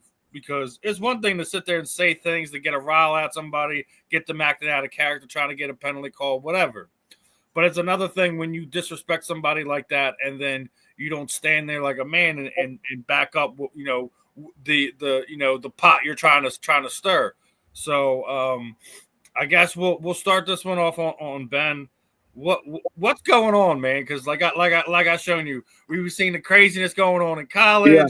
We're seeing punters threatening people's lives, saying they're gonna kill them. We see players like there's a standard, right? Obviously, you guys are pro athletes. There's lines you don't cross. There's ways you go about things. If it's personal, sometimes you get it, but sometimes there's guys that like to talk, and sometimes I think it's gonna be happening real soon. That somebody just. They're going to take their fine, their suspension, and lay the wood on this wide receiver. I have a feeling. I have a strong feeling that somebody going to take care of it on the field. But, Ben, your thoughts on what's going on and then this specific situation with the kid from San Francisco Jennings? The situation with the Michigan kid, I mean, that was different. I mean, the ref got too close. That's the game. I mean, Michigan, Ohio State that's the game. That's all emotion. That kid was like, the fact that he didn't get thrown out, they gave him a 15-yard, that he didn't get thrown out. He came to the sideline. It was like, dude, you better calm down. Like, that was more adrenaline. He ain't really trying to headbutt him. The refs need to back up. Hey, bro, I can hear you talking. Give me some space, man. Treat it like COVID, man. Give me a couple of because the refs get this. Now the refs think they get out. They think they own the field sometimes. Now they think they got to get all up in your face. Hey man, just back up a little bit. All right, I hear you. That's more adrenaline. Nothing screams soft than you talking about a punter saying he gonna kill you. That's when you know your team. You are what we say it all the time. The Titans, you know how. So you went to wait a minute, you went to the manager? You told the manager right? He said he was going to kill me. Who? The punter. The punter? The punter said he going to kill you? Listen, I've said a lot of stuff on the football field. Have I told somebody I'd kill him? I probably have. Do I mean it? No. But when you out there, you say all kind of stuff. You will say all kind of stuff. But listen, Jennings is a hoe, though. He really is. Let me tell you something. He ain't a hoe because of what he said. He a hoe because he ran. What you running for? You gonna run? Let me tell y'all something right now. There was a situation back in the day with Kevin Garnett, and they won. I mean, I'm trying to Carmelo Anthony. This is when Carmelo was with Lala, whatever, and Kevin Garnett said something about his wife. Honey Nut Cheerios or whatever. And Carmelo went to the opposing line. I'm going to just wait on him. Let me tell y'all something. That's going to be my family for life. I will throw caution to the wind. I will throw all of it to the wind. We don't do that. And yes, we football players, people say, is there a line? Yes. How you know? When I punch you in your mouth, that's what you're going to know. Juwan Jennings, let me tell you something, man. I don't know why you got hit punched in the nuts, but I can almost imagine now. Well, you got punched in the nuts for that stuff you did during the game. Oh, that's what you're doing physically. Then you got something to say. Look, let me tell you something. Jawan Jennings know who to say it to. He ain't crazy. He knows he's on the football field. Ain't nothing really gonna jump off for real. Nah. But he's developing a mentality. I mean, he's developing a persona for himself that ain't gonna be good. Because football players, we petty as hell, boy. What? And we put in the memory bank. But I don't even know who that player was talking. I don't even know who that is. He a hoe. Like I got something to say that ain't got nothing to do with the game. And now Myles Garrett, he can't say, Myles Garrett got a Gatorade jacket, he got endorsement. I gotta protect, my endorsement. He said he ain't got no good. He's a hoe. He gonna rubber hide. They gonna rubber hide his old lineman. Jawan, listen, don't throw the rock and hide your hand, homie. We football players, we got a PhD in trash talking. Let me say that. We say some stuff, but even we say stuff that's within the lines. Don't bring up my lady. Don't bring up my kids, man. Like, come on, bro. Don't do that. Because let me tell you something. People don't play about their money. People don't play about their lady. They show as hell don't play about their kids. Don't play by mine. Don't do that. Joey Porter Sr. This before I got to the Titans. He got shot. This before I get with the Titans. I played with a dude named Derek Mason. Big time player out of Michigan State. Google him, you want to see some numbers. And D Mace was playing the Steelers, and Joey Porter Sr. talk a lot of trash. He talk a lot. And D Mace said, I told him, he said, you know what? That's why you got shot. And he said that Joey Porter, not only did he say he should have said that, he was crying. Like, dude, you shouldn't have said. Like, D Mace said, it made him feel bad. Like, dang, I shouldn't have. You know what I'm saying? He wasn't lying, but it's context. You can't just say whatever. Look, let me say this to y'all. Freedom of speech will get you knocked the hell out. I'm telling you, you can say whatever you want, but you don't get to decide the consequences.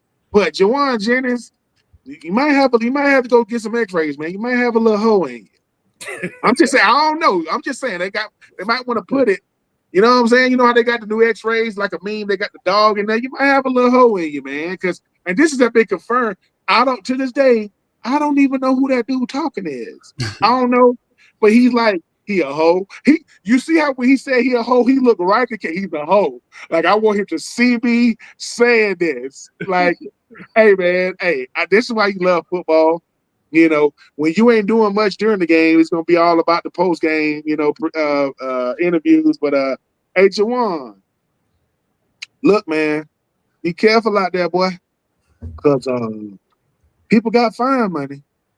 And some of these safeties in these corners, listen, could you imagine if Jawan Jennings was playing with, like, against Pac-Man Jones or Akeem Talib, them type of DBs, they gonna get thrown out. Akeem Talib and Michael Crabtree, they should have a documentary on how they used to go at it, right? But 30 for 30 for that one. You ain't lying, Eddie. Freedom of speech does not stop the consequence. But Jawan Jennings, he's a studio gangster. He talk trash on the mic, but when you sit, no, man, that's just music. Nah. But go back in the booth and talk trash again. Jawan, be careful. Talk trash to guys your size. Them DBs out there, tight ends, linebackers, grown men in there. Leave that alone. Okay. You know what I'm saying? Eat you some more carbs, because that man called you a hoe. He called you a hoe. I have been called a lot of things about a lot of players. I ain't never been called a hoe to this day, and I put that on record. Just saying. All right, Marvin, your thoughts on the overall extracurriculars that have gone over the past weekend, and Mr. Jawan Jennings being a quote unquote hoe. Being called a hoe. I had a girlfriend long time ago. She said something like that about me. It wasn't true though, but it wasn't true. That was a little different. That was a little different though. All right. In regards to talking about family, I'll tell you what. We were playing the Niners in '99, and Ken Norton Jr. He said to me, "Hey, pal, you sorry, and your daddy's sorry too." I thought it was funny, you know what I'm saying? I wasn't tripping on that, man. You know what I'm saying? And as a rookie, I took it as an honor that a dude that was so great for the Cowboys, so I used to watch this dude. I thought it was all funny, man. But when it comes to your girl, your wife, the mother of your children, no. Don't forget football. It's street rule. I mean, the thing about it is this. In the NFL, there's a way to deal with everything. A player hits you late, whatever, you can get him on the next play. In football, Ben said it, this is a collision sport. It's a violent collision sport. Dudes got violence on their minds, and they got serious intent as they trying to get up there and break your ribs through your little rib pads. You know what I'm saying? So there's ways to handle things, but when you deal with people's families, you talk about, again, the mother of somebody's children, you talk about their wife, you talk about the person who they met, you know what I'm saying? Like, that's a whole other conversation, man. And you learn, you don't talk about their family, you don't talk about people's money, you know what I'm saying? You just don't bring these things up, you know what I'm saying? But the family, the female, is the most protected and the most sacred. And, you know, I don't know what he was saying, but if it was anything like the Garnett Carmelo situation, if it was something like that, then yeah. And then you go hide behind his teammates or whatever they be. He's right. He is a hope for that. That's I like how he explained, because at first, you know, he didn't have to explain to me when he said he a hoe. Right. When he's talking to, you know, Cleveland sports writers or whatever, they was like, so what do you mean by hoe? I'm gonna tell you what I mean. He talking trash and he run behind the O-line. That was his he showed a whole characteristic. If you're gonna bring that kind of energy, if you're gonna create that kind of energy, then you gotta stick around for what comes with that. Here's how you know. Why don't you ever hear about football players getting altercations out there in the world? Because people ain't crazy. Right. Why don't random people come up to them? They got all that energy on social media and the internet, because men know one thing is apparent. Yeah, I could get hurt. It don't matter. It don't matter who these two men are, because at a certain point, men gonna argue for. Women may just argue, go back and forth. A man gonna say, "Man, I ain't doing all this talk. I'm tired of talking." That's the one right there. I'm done. I ain't doing this with you. And here's the thing: the guy say, "I'm done talking." He might lose the fight, but you gonna get swung on. No, he might not win. Somebody go, "Do you hit this dude? This dude might knock you out." And Juwan Jennings, I don't know what school he went to, how he do. Look, dude. Please don't talk about my lady, man. Listen. My money, I get it. I can make more money. Hey, man, is that your lady right there? We don't do that. We don't do that. And listen, your best friend can say, "Hey, man, I seen your lady out," and okay, no. Tell me what you saw. We don't have them type of conversations. I say, "Hey, Marvin, man, tell the missus I said what's up." That's it. Hey, Steve, tell your lady I said what's up. That's it. Nah, hey, man, I saw your lady today, man. She was looking good. What the hell? We don't do that. Yeah. That's my daddy is 67, and his friends are in their 60s. They don't say, "Man, I saw you later today, man." We don't do that. Juwan, please be careful, young man. You ain't the biggest dude. And I'm gonna say this again: the Titans. That's a whole characteristic too. Talking about he said he was gonna kill me. The punter, the kicker. What are we doing? What you going crazy? He said he was gonna kill. What else is the punter gonna say? Like what? Right. What else can he say to get under your skin? I'm gonna kick you. Like what did he get? Oh my God! It's like the Titans getting on my nerves, man. Y'all already gonna have the number 1 overall pick. The Titans are gonna have the number 1 overall pick. Do you know, sir? Because everything now gets archived, that's gonna be a part of your resume for life. You the dude that said that the punter said he gonna kill you. Did you think he was? You got to take people serious on a football field. Yeah, you would hope that with Juwan, that one of these veterans talk to him, which I'm sure has already happened. You know what I'm saying? He needs somebody in his ear. That level of immaturity, there's no place for that. You ain't gonna survive in a world with men in that locker room, and that's who you are. You know, ain't nobody, like Ben saying, ain't nobody going for that. You don't do that. Number one. I hope Trent Williams picked him off to the side and be like, "Listen, next time you hide behind me after saying something like that, I'm gonna move." No. But Marvin can take it a step further. Just say that the player he's saying it to don't know. You're not supposed to let people say that to you. But what he said, man, he was telling me about my leg. Oh hell no. He said what? All right. When we go back out there, hey, Juwan, hey, bro, we couldn't, because certain people really don't know what disrespect is. There are people that go, "Nah, man, it's all good." No, the hell, let me tell you something. We play on the same squad, brother. We represent the same smart tech. We don't do that. He can't say that to you because he gonna think he can say it to me. And when he does, I'm gonna let him know. No, dude, come on, man. Like certain guys, I really want to know some of their background because I'm like, dude, you're not a tough dude. Do you not like that? Juwan Jennings, I don't know your background. You ain't like that. Ain't no gangsters playing football. I don't care where you from. I don't care how you grew up. You went to college and got drafted. Stop the nonsense. Man, you know what part of the city I'm from? You live in Santa Clara. You live in Palo Alto. Shut the hell up. You do not. I don't want to hear that. You live in a nice neighborhood. In the words of Ben Staples, listen, man, you were a good boy. That's what you were. All of a sudden, because I'm in San Francisco, no, you know people in gangs. You ain't no gang member, man. I can't stand this. I can't stand this tough guy, but he ain't tough. He ran up there with the big guys. I'm gonna talk trash. To this big guy, but I'm gonna run by, and his teammates don't even know why they running behind him. What you run up here for? Him. What'd you say? Nothing. That's what little brothers do when they got big brothers. Big brothers take up for little brothers. So it's okay. It's okay, Juwan. But cut that stuff out. Somebody gonna try to bet. You got punched in the nuts, dude. You ain't learned from that. And speaking of being punched in the nuts, I'm sure that's what Ole Miss feels like right now. And we're gonna get into this whole Lane Kiffin thing real fast.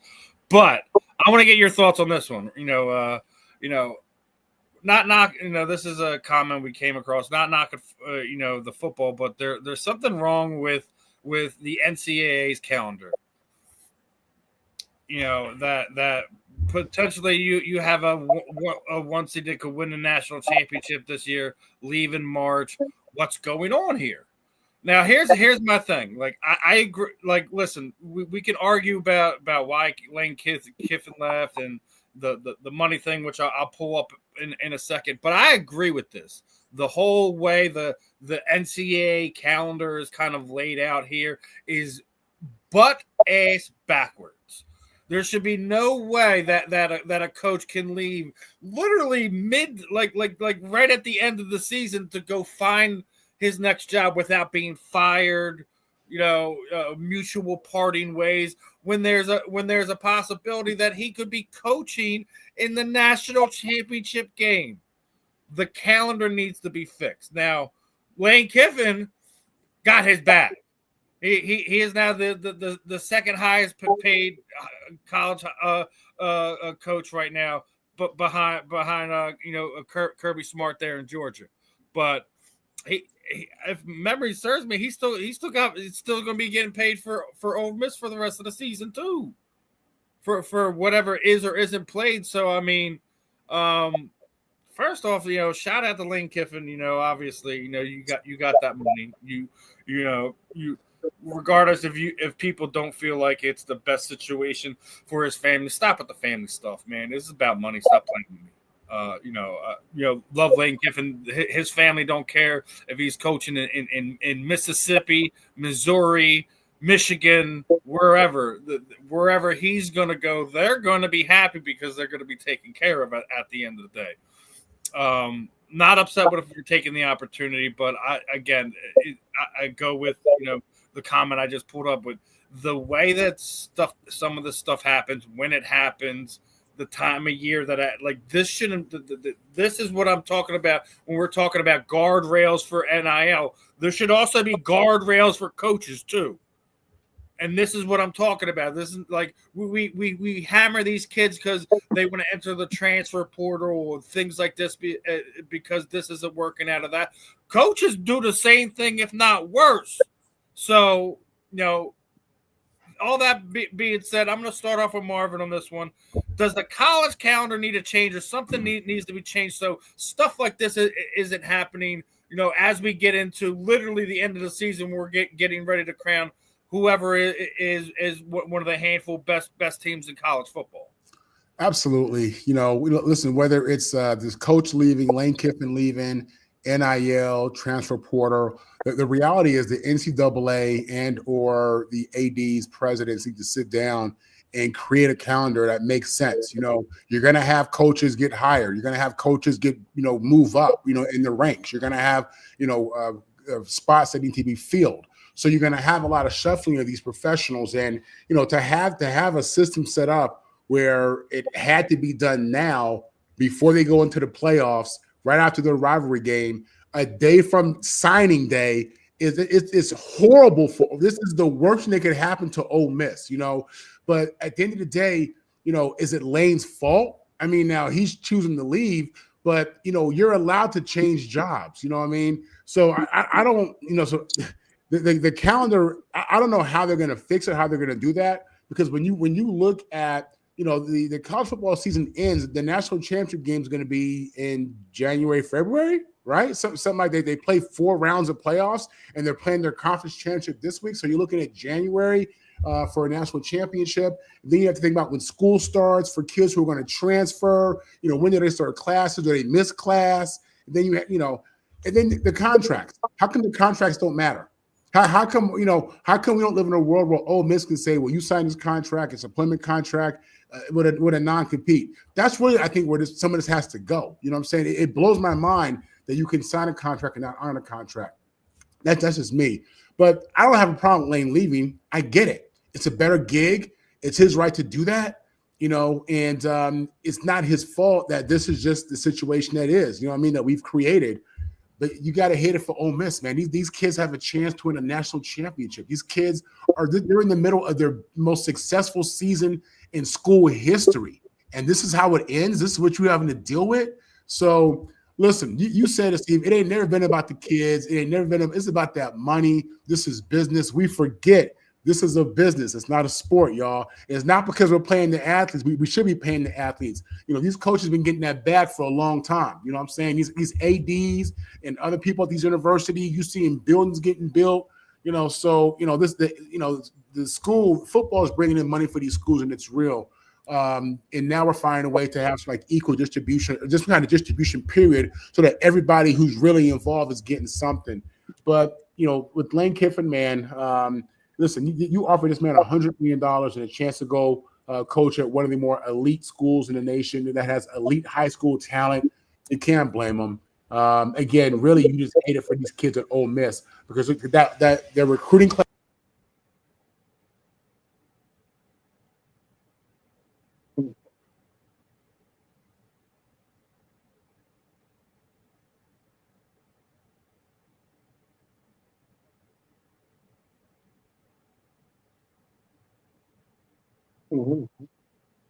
Ben, you got it? Oh, okay. There it is. Yeah, like about 10, 15 seconds. You were just. Yeah, I was saying that. Yeah, I'm sorry. They have to fix this calendar because at the end of the day, it's hurting the game. It's hurting the kids, and there's there remain. Listen, the opportunity to make that money is still going to be there, but we got to structure this thing better. And really, when you think about it, this just shows you more of the failure of the NC2A.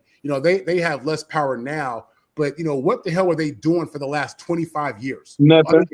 Other than collecting a check and penalizing teams, up the yin yang. You know what I mean? So, leadership needs to step up. ADs, presidents, I don't know. But yeah, this is hurting the game, and your heart goes. You feel for these kids at Ole Miss, man, because they the ones really going through it right now. I'm not surprised. One bit. I think Marvin said it. It's the business. It's the business of football. It's just the college level of it. Everybody want to have guardrails when it comes to these players. Nobody want to have guardrails when it comes to these coaches. You telling me Lane Kiffin, a guy that's never won the SEC, that's never been to the college football playoff, is the second highest paid coach. He gets paid more than Ryan Day, the defending national champion, more than Dabo Swinney, who has 2 national championships and makes $500,000 less than Kirby Smart because he has a great negotiator. In life, you don't get what you deserve; you get what you negotiate. I'm not mad at Lane Kiffin. He's using momentum while he has it. He's using leverage while he has it. See, this might be the last time he has leverage like this. But I don't want to hear nothing when it comes to these players. I don't want to hear it. Every time we talk to Marvin, you know what Marvin says? He references his dad. My dad taught me that. Where do you think the players learn it from? Where do you think players learn leverage from? Where do you think players learn? Hey, man, this is the last time. Most players ain't going pro. You think just because I was the number 1 recruit in high school, this might be the most money I can make while I can make it. So, no, Lane Kiffin got hired right now because they got this thing called early signing day. That's happening this month in December. Forget national signing, that's 2026. So I want to keep the 2026 class we've already recruited. Because what they do is You do your introduction press conference. You go talk to the players you want to keep, and you go straight to the players you want to bring in. That's how it goes. That's how it goes. Lane Kiffin just says, listen, man, Ole Miss is one of the best programs in the country. No, it's not, because you left. No, it's not. No, LSU is. And listen, what's that phrase? Money talks, the BS run marathon. BS don't ever stop running. That money gonna talk. $100 million. People saying, well, how do you pick LSU? Why'd you pick the job you picked? Yeah, you want the PTO. Yeah, you want the benefits. What they paying me? Man, they're gonna pay you $150. So I'm not mad at it. I just look at how many coaches got contract extensions because they thought another team was gonna put them. When LSU and Florida's of the world and Penn State's of the world come to calling, oh, they can snatch your coach. Walk in your trap and take your trap. Quick. Because I'm gonna say this though. I don't think Lane Kiffin think Ole Miss gonna win. I don't think he think they're gonna win on that. No. Because he would have left. Why do I say that? When Dan Lanning was the defense coordinator for Georgia, they was going on a run. He said, "Can I stay and coach?" He did. They won. He went to that's when he went out there to Oregon, right? That's when he went out there to Oregon. Lane Kiffin wanted out of Ole Miss for some reason we don't know, for something, and now he's at LSU. People saying he better win now. No, he don't. He can live off potential the rest of his career, or what? Because Brian Kelly is the all-time winningest coach in Notre Dame history, more than Lou Holtz. What he did at LSU? Coach Jaden Daniels went to the SEC championship game his first year. Now he gone. So, not mad at Lane Kiffin. Lane Kiffin ain't exploiting the system. Lane Kiffin is the system, man. I know how to do this now. Lane Kiffin, the son of Money Kiffin, the Tampa 2 Money Kiffin, he's saying every coach get a chance to cash out. This is his cash out. And I didn't. And I'm not mad at him. When a player hits a transfer portal, when a player wants to move on, leave them alone. Because they're 18 to 24. They're not 50 like Lane Kiffin. And I'm not mad at these coaches. It's just, how you going to get mad at me as a player because I understand this system now? Yep. Oh, these players, they understand it. Make no mistake about it. Because here's the thing. Now. They understand. Here's the thing. Here's the thing, Steven. If your son is in college and he's the best player for their college, and other college want him, either the college he's at going to give him the money to stay or he's leaving. The only person he's supposed to be loyal to is you and his family. Not no school. Ain't no loyalty at the school. Now, a Marvin Powell II is different. SC is different. But that bag gonna make you think about it. So before you say, I'll never leave, they're like, what about now? Y'all gonna give me this? We're gonna give you that right now. Damn. Now, I know I touched on it earlier. We had a question in the chat room that wanted not just my opinion, but your guys' opinions earlier. Talked about it early in the program. So, everyone's going crazy over Kevin Patullo here in Philadelphia. And the rumor is that fans had found this house and were vandalized this house with either rocks or eggs. I think it's a 2-game losing streak, but it's all right. Listen, there's a time where you can be an excited fan and things of that nature. But there's a line that's got to be drawn sometime. And listen, this is not acceptable in any way, shape, or form. Regardless if you feel Kevin Patullo's at fault, whoever's at fault, leave that man's property alone. You don't know who's there. You don't know if there's kids there, whatever. You guys happen to throw stuff at a house. You throw a rock at that house and hurt somebody. You're gonna get a real response, or you don't like it. And I know us Philly fans, we wild, we crazy, we out of control. We say crazy stuff, but there's a line to be drawn. We were just talking about that. So what I'm going to say is leave him alone. Let Jeffrey Lurie deal with what's going on the field. Let Nick Sirianni deal with what's going on the field. Leave that man's house alone. Let's start off with Marvin on this one. Can you imagine living in a world where if you had a bad day at work or you didn't meet the objective or you didn't hit that number, that people were just allowed to roll up to your crib and throw rocks and eggs because you had a bad day at work because you was off today? It's you had these people who work in finance, on Wall Street, Goldman Sachs, who then tank the economy, destroy the economy, and they out here, ain't nobody bothering. They getting the golden parachutes, nobody even know their names. You know what I'm saying? Yep. We talking about a game, football, a child's game that we love with passion. You know what I'm saying? And you a fan. You don't want to have, you just ain't even in the Packers, bro. You don't want to own the team. You know what I'm saying? No, I'm just saying, so like Cedric the Entertainer said, I wish the MF would.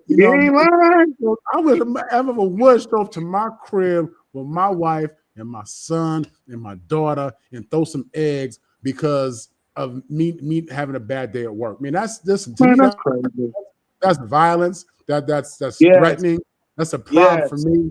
If you live in Florida and Georgia, you got rights, and it's ignorant, man. The fans are fanatic. They don't fan. Listen, it's to the NFL's benefit that the fans are so loyal and so involved and so connected. Again, sports and religion are kind of like the same in America, almost at the same level. People don't want to hear that, but it's true. You know what I'm saying? Sports, religion, it is. This is the bad side of that.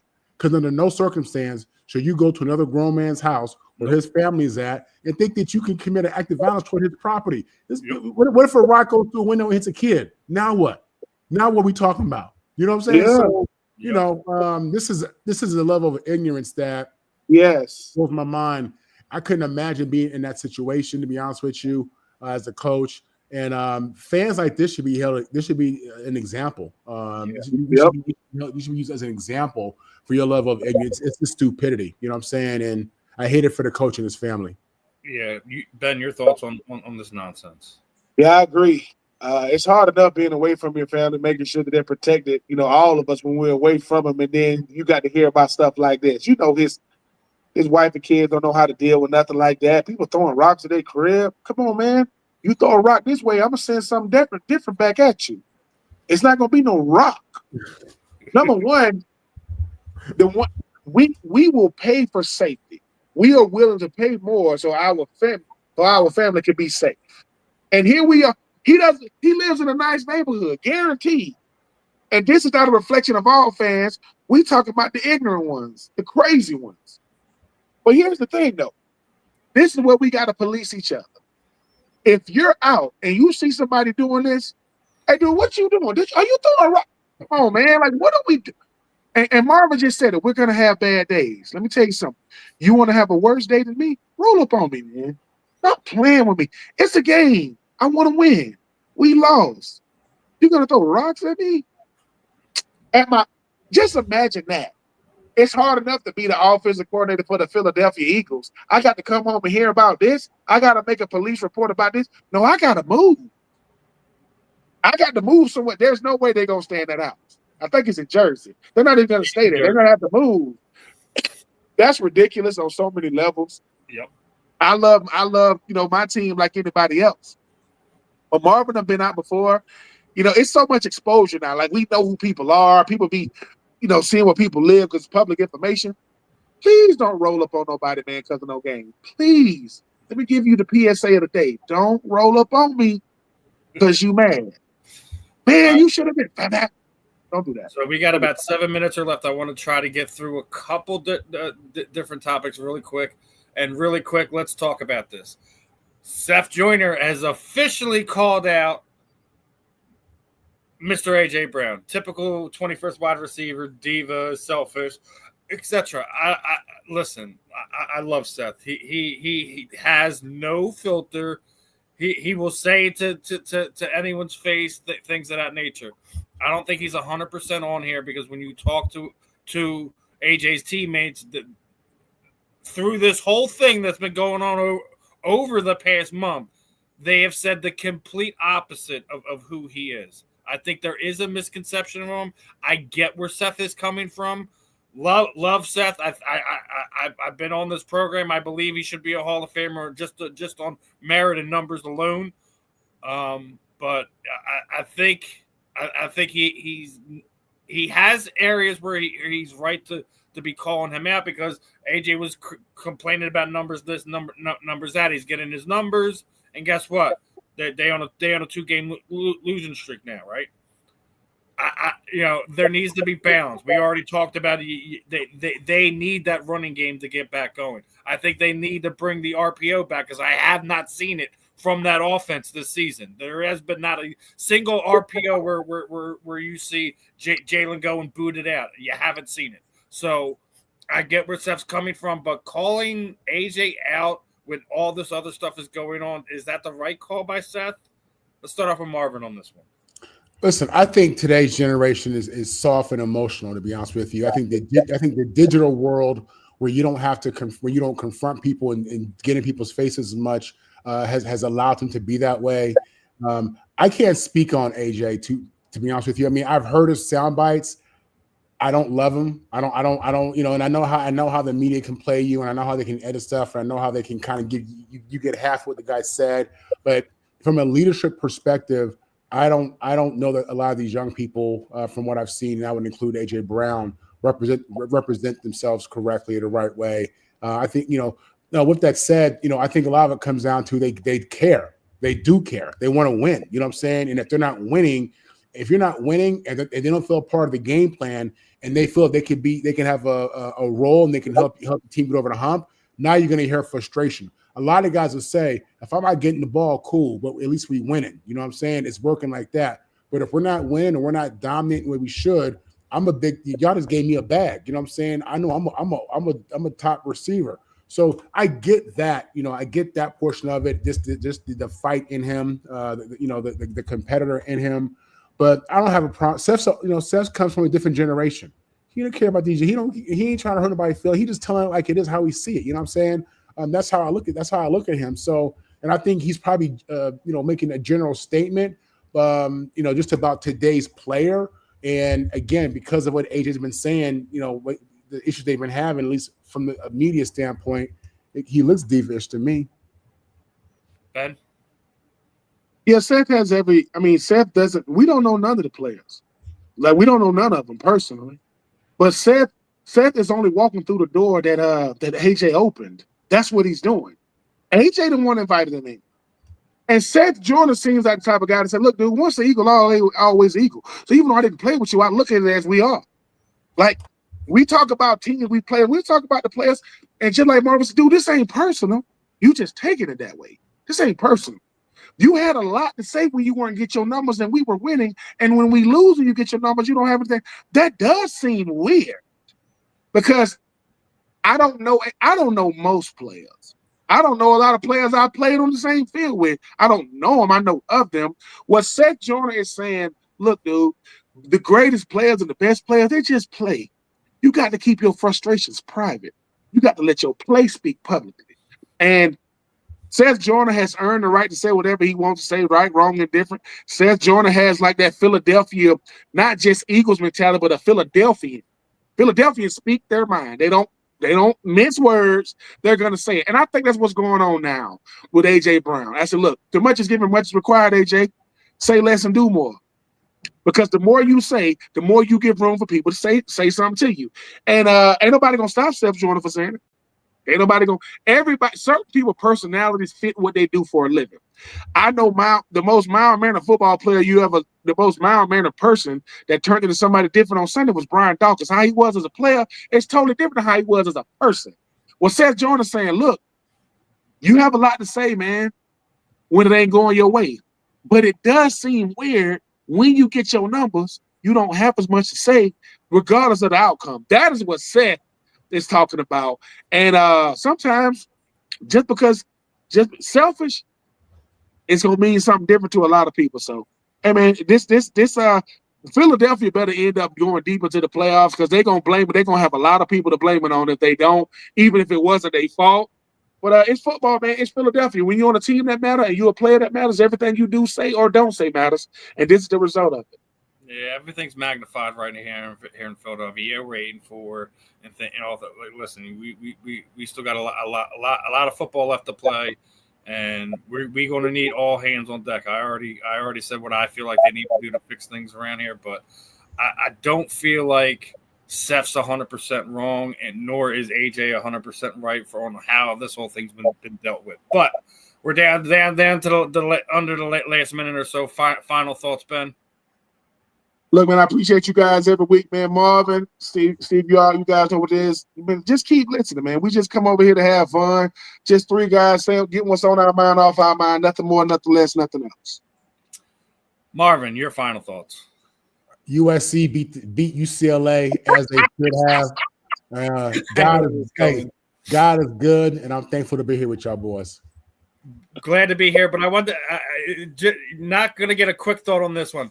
The fact that Aaron Glenn gave the game ball to the kicker Nick Folk, who he played with, had to throw it out there.